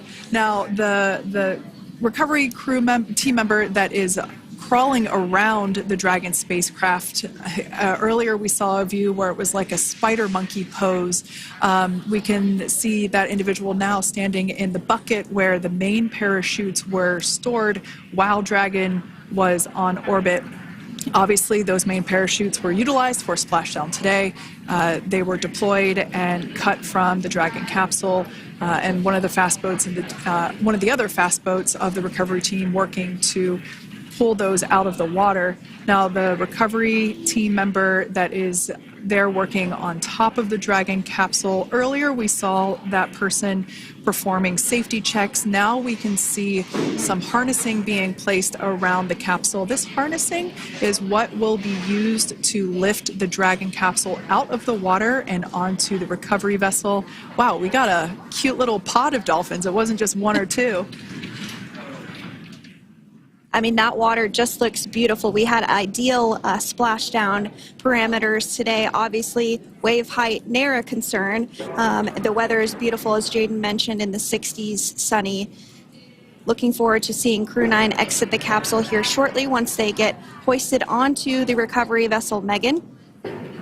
We can see that recovery vessel slowly but surely closing the distance there between, oh, dolphin cam back again. We can see that the Dragon capsule and the recovery vessel, that distance is closing. Again, this is just one more step as we continue to work recovery operations for Dragon Freedom, and we anticipate the lift of the Dragon capsule to occur here in just a few minutes.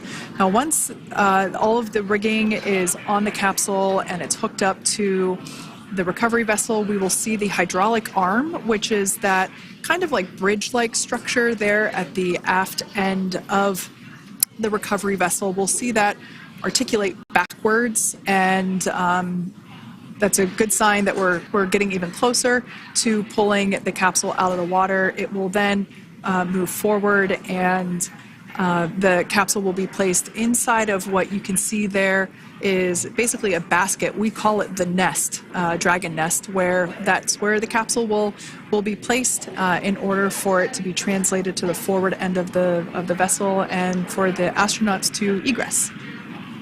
And before that does take place, we'll have potentially views of the rigger go ahead and jump off of the spacecraft there. That typically occurs when the spacecraft is a little bit closer to the recovery vessel, and we usually get a really good view of that particular operation from one of the onboard cameras from the recovery vessel. That is an operation that I have a lot of respect and admiration for, that individual that does that.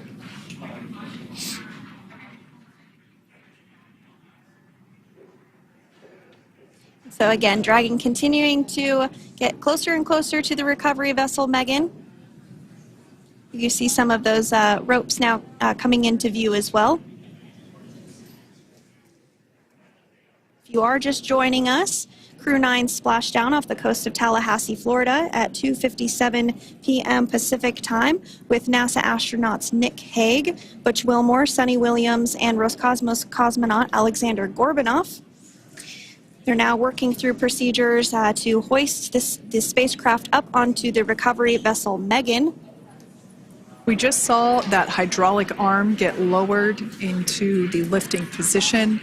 That arm will be the mechanism that is utilized to lift Dragon up and out of the water and into the nest located there at the aft end of the recovery vessel. And the recovery vessel being used today is, as we mentioned multiple times, is named Megan, but that's actually after NASA astronaut Megan McArthur, who flew on Crew-2 a couple of years ago.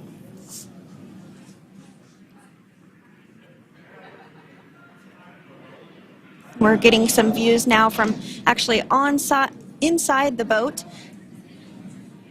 Yeah, you're exactly right. This view is straight down the recovery vessel. That platform that was closest to the camera, that is the egress platform. Freedom, rigging is almost complete. Approximately 5 minutes until capsule lift. Great news there from SpaceX Crew. So about 5 minutes left until we see Dragon Freedom get lifted out of the water. That hydraulic arm, as I said before, is the mechanism that will lift it. it's quite swift, actually, the whole process of getting the spacecraft. Brace for capsule lift. Bracing. There it goes, Dragon Freedom being lifted out of the water and onto our recovery vessel, Megan.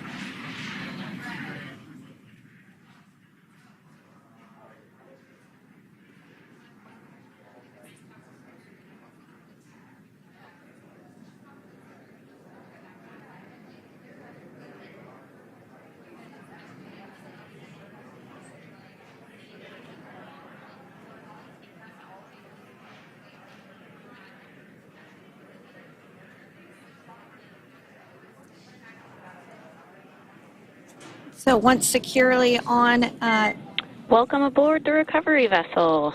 Recovery personnel are completing final checks and stand by for translation to the egress platform. Freedom copies. Great news there, letting us know that Dragon Freedom has been successfully recovered from the water's surface. If you've just joined us, we had an on-time splashdown at 5:57 p.m. Eastern Time, and we can now see that the water recovery operations are continuing to progress. The nest where the Dragon spacecraft is located is going to get moved forward. This will happen after one of the recovery crew members does some checks, and we'll also see some hosing. Obviously, the spacecraft splashed down in salt water. Salt water is corrosive, and we want to try and rinse out as much of the salt water as possible to reduce that corrosion on the metallic structures. So we can see some guidance there being provided, really steering the spacecraft properly into the Dragon's nest. and it's been 30 minutes since Dragon splashed down, and as you can see there, the spacecraft is already on board the recovery vessel Megan. Things continuing to move very smoothly today throughout the entire operations from the deorbit burn up until this point as well. And Freedom, it looks like the positioning wasn't quite right, so they are working on repositioning the capsule in the nest now. Okay, copy that. Thanks. And with that, the team is just going to adjust the Dragon spacecraft a bit so that it's in the right position ahead of translating up a little bit closer ahead of the side hatch. So the team is now going to step through the procedures to ensure that that takes place. While Dragon does fly itself autonomously, it clearly is unable to park itself autonomously. We want to make sure that the Dragon capsule is properly seated there in that nest.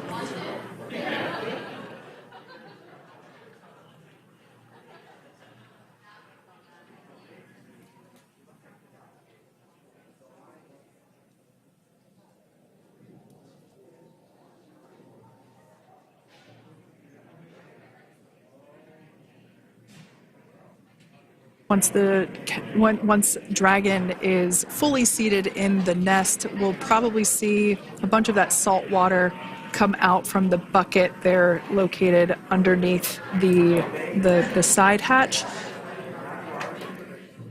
See some salt water splash out. As I mentioned before, one of the recovery team members will begin hosing down the exterior of the spacecraft.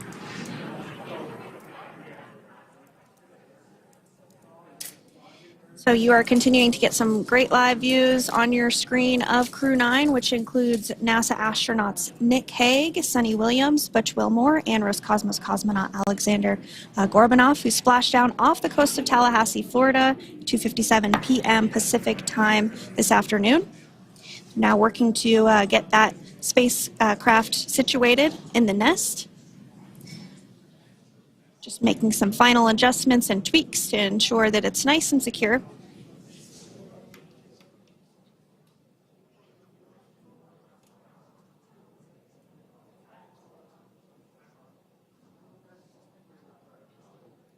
Once the spacecraft is seated and secured and oriented correctly in the nest, Dragon will be moved into the hangar located underneath that helipad that we saw earlier from the aerial views during recovery.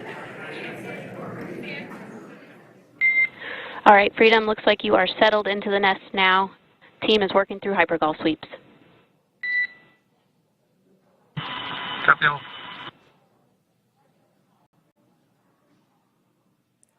Call out there telling us that the recovery team is doing the second round of those hypergolic sweeps. This helps ensure that everyone, all the recovery team members that are located basically right where this camera is located on, towards the forward end of the recovery vessel, that they will all be safe once the spacecraft is translated forward. So we're just doing some additional steps to make sure that the hypergolic propellant that is utilized for maneuvering the Dragon capsule while on orbit, making sure that none of those vapors are still present on the exterior of the capsule. That's right, and there are a variety of individuals on board the boat that help with recovery operations. Not only do we have the recovery personnel that you see here, but we also have a doctor that will check out the crew members as standard procedure. As with any spacecraft that is returning from space, we always perform a medical check with the crew. So you will see the crew come out of the capsule and be placed on stretchers, just like with the Soyuz landing and with all of our Dragon splashdowns, that is the nominal procedure.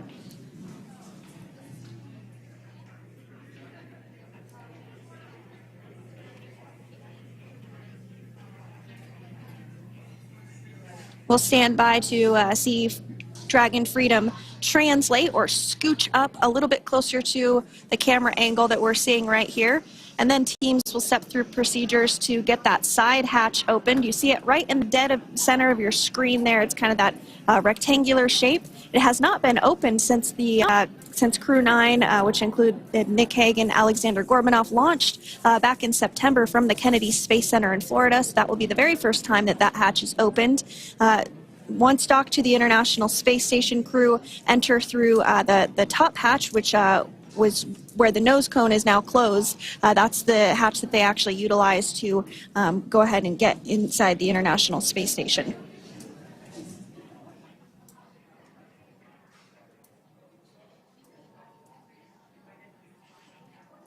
So as we get a little closer to that hatch opening procedure, you might start to see more individuals come into frame for some of that support. The ship has a maximum capacity of a little over 40 people on board, and it takes a variety of different roles, as we've discussed, to support. Also on board is the Chief of the Astronaut Office for NASA, that's Joe Acaba.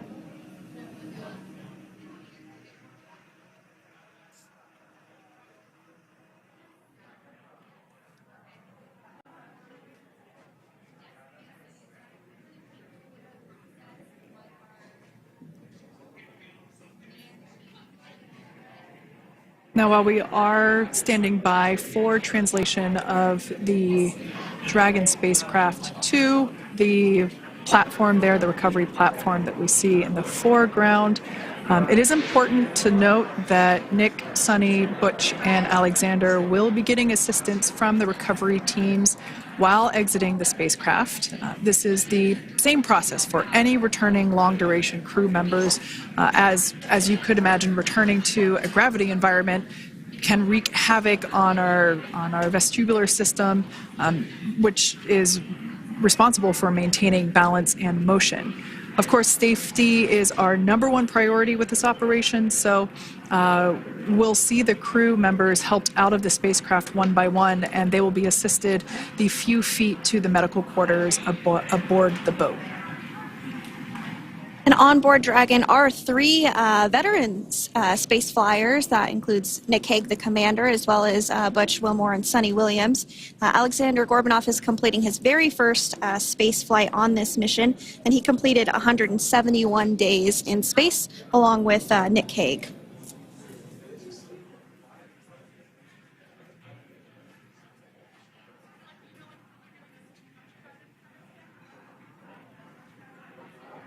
For those of you that have just recently joined us, well, I would encourage you to hit that rewind button and go back a few minutes. It was a beautiful splashdown of Dragon Freedom with the Crew-9 cohort on board.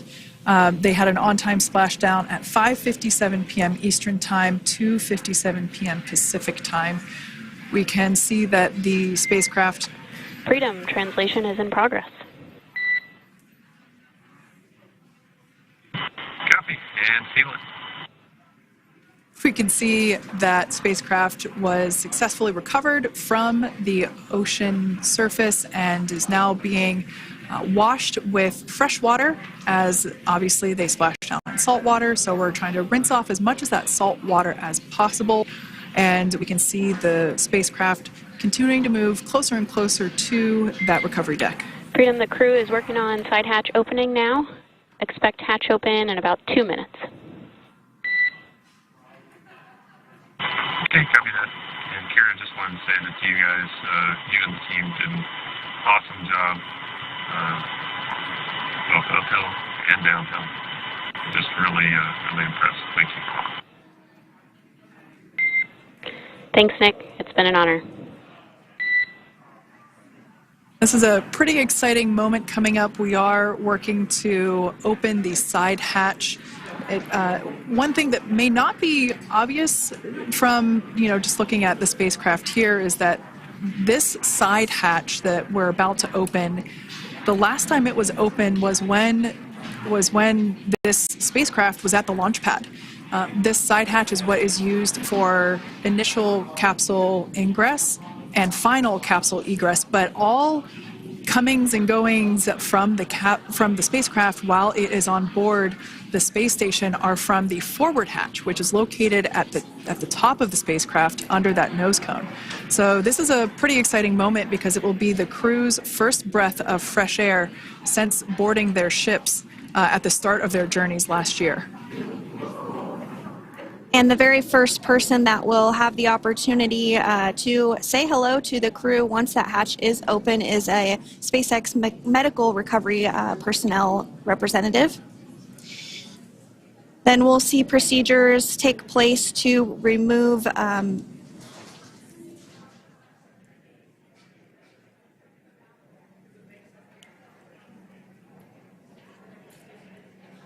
the footrests of Dragon. That will just help the recovery personnel get a little bit more room to access the crew and help get them out of the spacecraft.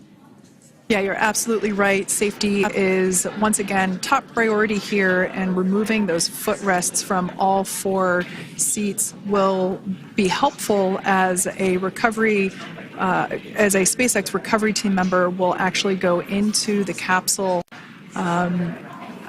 into Dragon Freedom to help the crew members unbuckle and stand up, and essentially we'll also see a fun little slide be put in place to help the crew members exit the spacecraft safely. So yeah, we're going to remove all 4 of those footrests to basically give a little bit more working room inside the spacecraft. That's right, and we did hear the go for that hatch opening, so we're just a couple minutes away from being able to see that, and then we might be able to get the chance to see a couple of views inside of the Dragon and see the crew following their splashdown.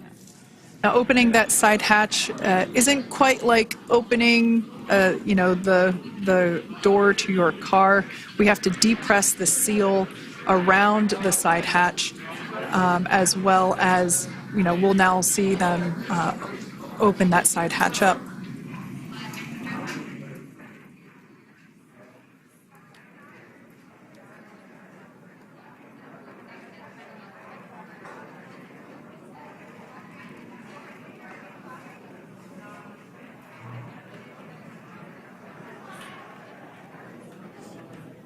And there you have it. The side hatch is open for the first time since September.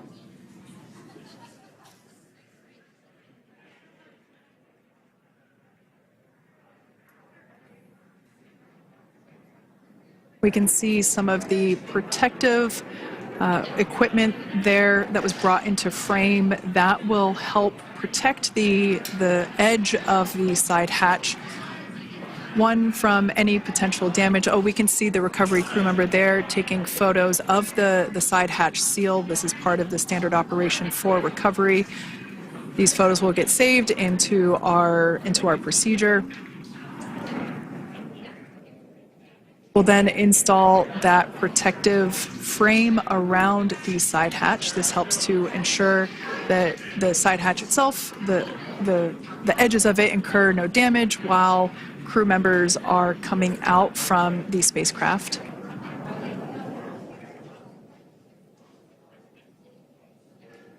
If you missed it, there was also a recovery team member that went inside. So there are now 5 people on board the Dragon spacecraft.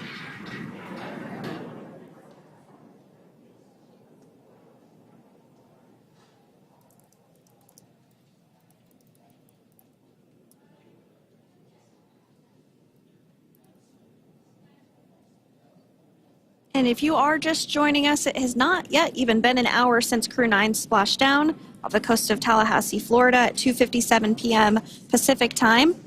The crew is now on board the recovery vessel Megan, and the hatch is open.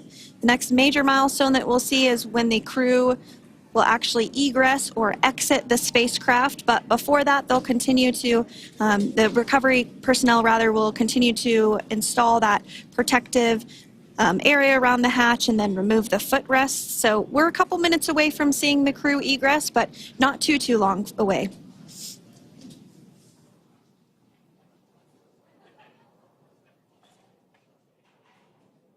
We'll probably see those footrests being handed out here in the near future, as I mentioned before.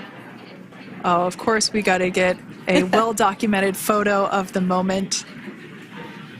Although we can't see it from here, I'm pretty sure there are 4 smiles on board right now.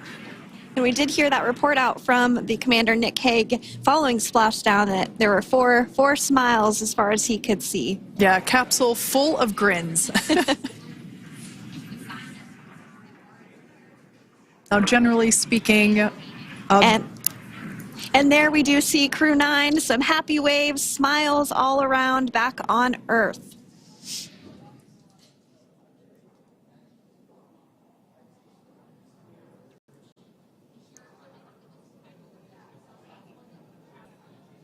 Generally speaking, we have the individuals in the 2 center seats of the spacecraft exit first. You might hear us refer to this as the exit process as egress. It's just another term for exiting the spacecraft. Generally speaking, we most of the time have the 2 center seats egress first, as it makes moving around inside the capsule a little bit easier.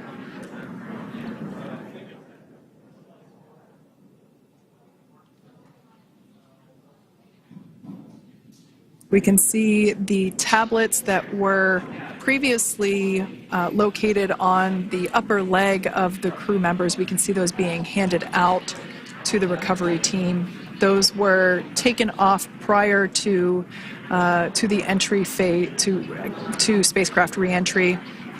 Those had to be stored and secured prior to dynamic operations.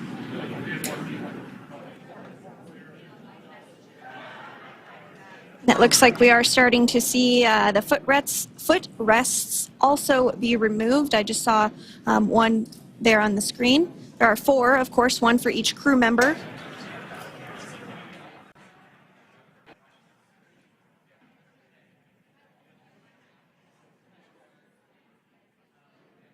Those footrests are made out of carbon fiber and are actually sized appropriately for each crew member, as everybody has different measurements and different leg lengths. Same goes for the armrests and the bucket length of each seat. We size those appropriately for the crew members and to ensure their comfort and safety. I believe we just saw the little ramp that is used to help slide the crew members out from inside the spacecraft. And once the crew does exit Dragon Freedom, they will be placed on to a stretcher to go to a medical bay for medical checkouts. This is standard procedure for all Dragon spacecraft flights that Splashdown crewed, as well as for our Soyuz spacecraft that land in Kazakhstan.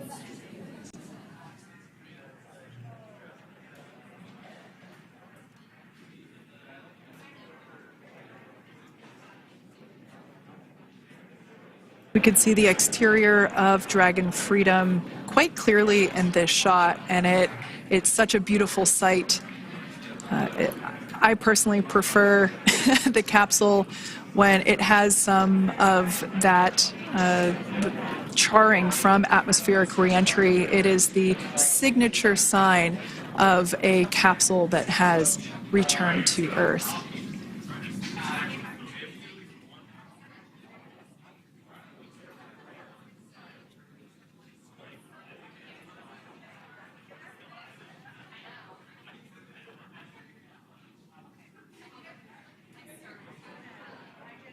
Continuing to stand by for our first crew member to egress or exit for Dragon Freedom following their splashdown at 2:57 p.m. Pacific time.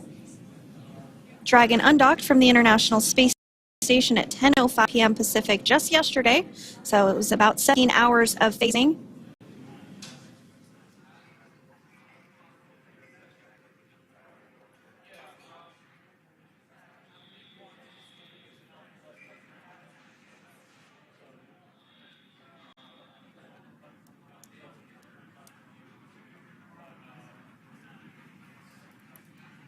And while on board the International Space Station, Crew-9 contributed to 900 hours of science, over 150 research experiments and investigations, making great use of the microgravity lab of the International Space Station, which celebrates 25 years of continuous human presence this November.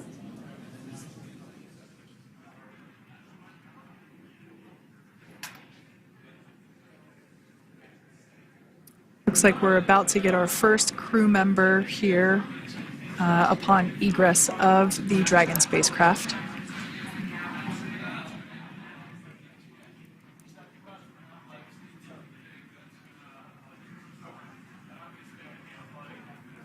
So we are standing by for that egress. Outside of Dragon, you do see one of those stretchers. This is the expected procedure as the crew will be taken to medical facilities following their exit from Dragon.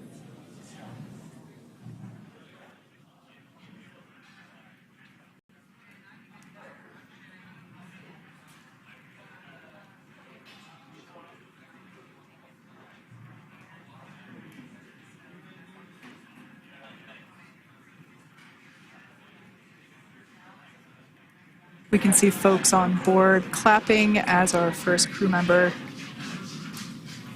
And that is NASA astronaut Nick Hague, commander of Crew-9, now out of Crew Dragon Freedom. Some smiles, thumbs up, and a wave. Can't get any better than that. Yeah, that is one happy camper, that's for sure. As we said before, it is standard procedure for all of our long-duration crew members to receive assistance upon egressing from the spacecraft.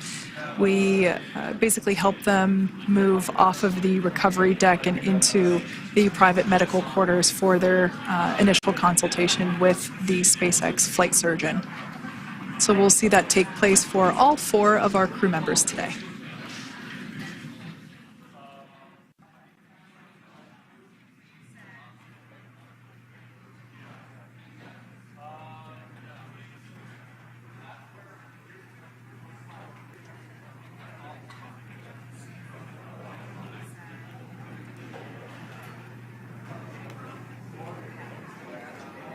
And we are standing by for the next crew member to exit Freedom.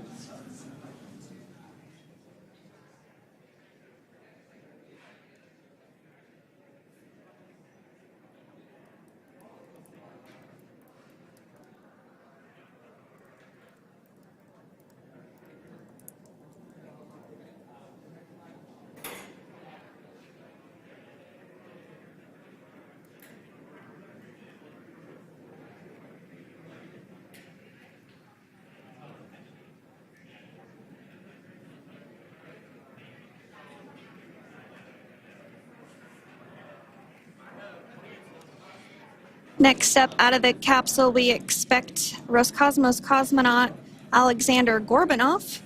His first space flight. Spent 171 days in space alongside NASA astronaut Nick Hague. Looks like we're getting some cheers and clapping on board as Alexander is slid down the little ramp and placed into the mobility aid. Once again, big smile.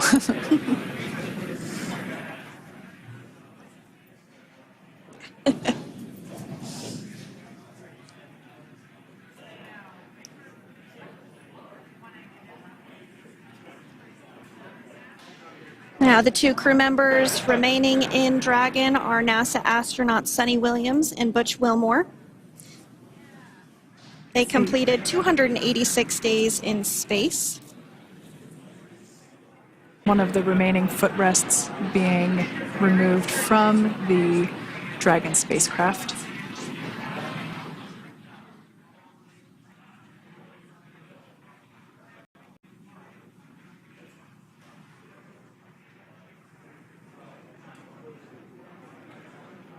As I said before, we generally try to have the crew members that are located in the two center seats aboard Dragon, and we like to have them egress first if possible, as it creates a little bit more movable working room inside the spacecraft.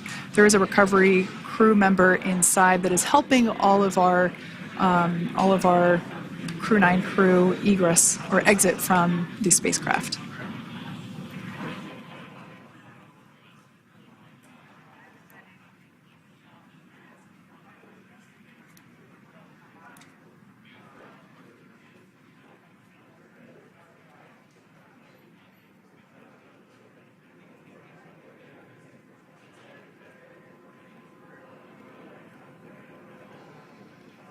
We are standing by for the next crew member to egress or exit Crew Dragon Freedom following the splashdown not even an hour ago at 2:57 p.m. Pacific time.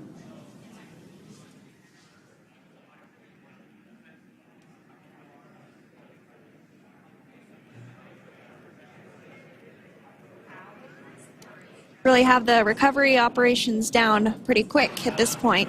Yeah, it's pretty incredible to think that, just 5 years ago when we were doing the initial demonstration missions of the Dragon for Crew Dragon, that now we're under about 30 minutes for, to retrieve the spacecraft from the water, and just several minutes here while it's been on board, and to get everyone, really to get that side hatch open.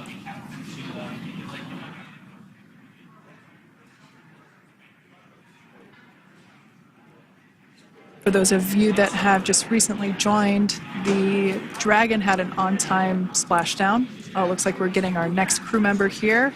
That is none other than Suni Williams. Big smile, big waves. She, like her other crew members, now will be assisted onto the mobility aid.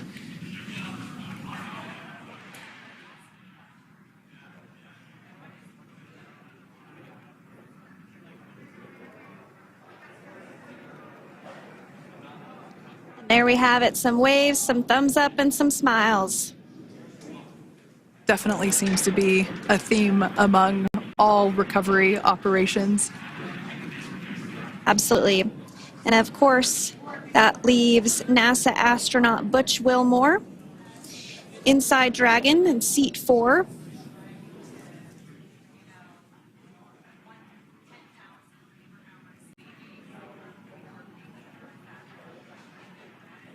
We're getting some views of him now as he egresses or exits the spacecraft.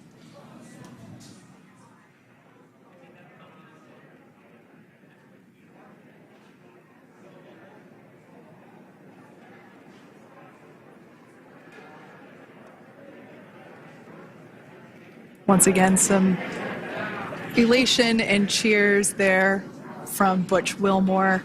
As we mentioned before, returning to Earth coming from a microgravity environment can wreak havoc on the body. So it is customary and just standard procedure for all of our long-term space residents to get assistance once they are back on board the recovery vessel.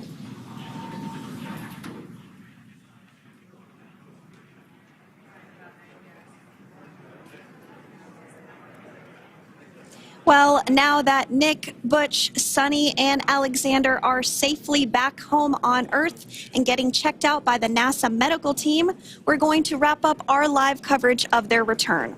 The Crew-9 mission began a little differently than usual since Butch Wilmore and Suni Williams were already aboard the space station when Nick Hague and Alexander Gorbunoff arrived on the Crew-9 spacecraft in September.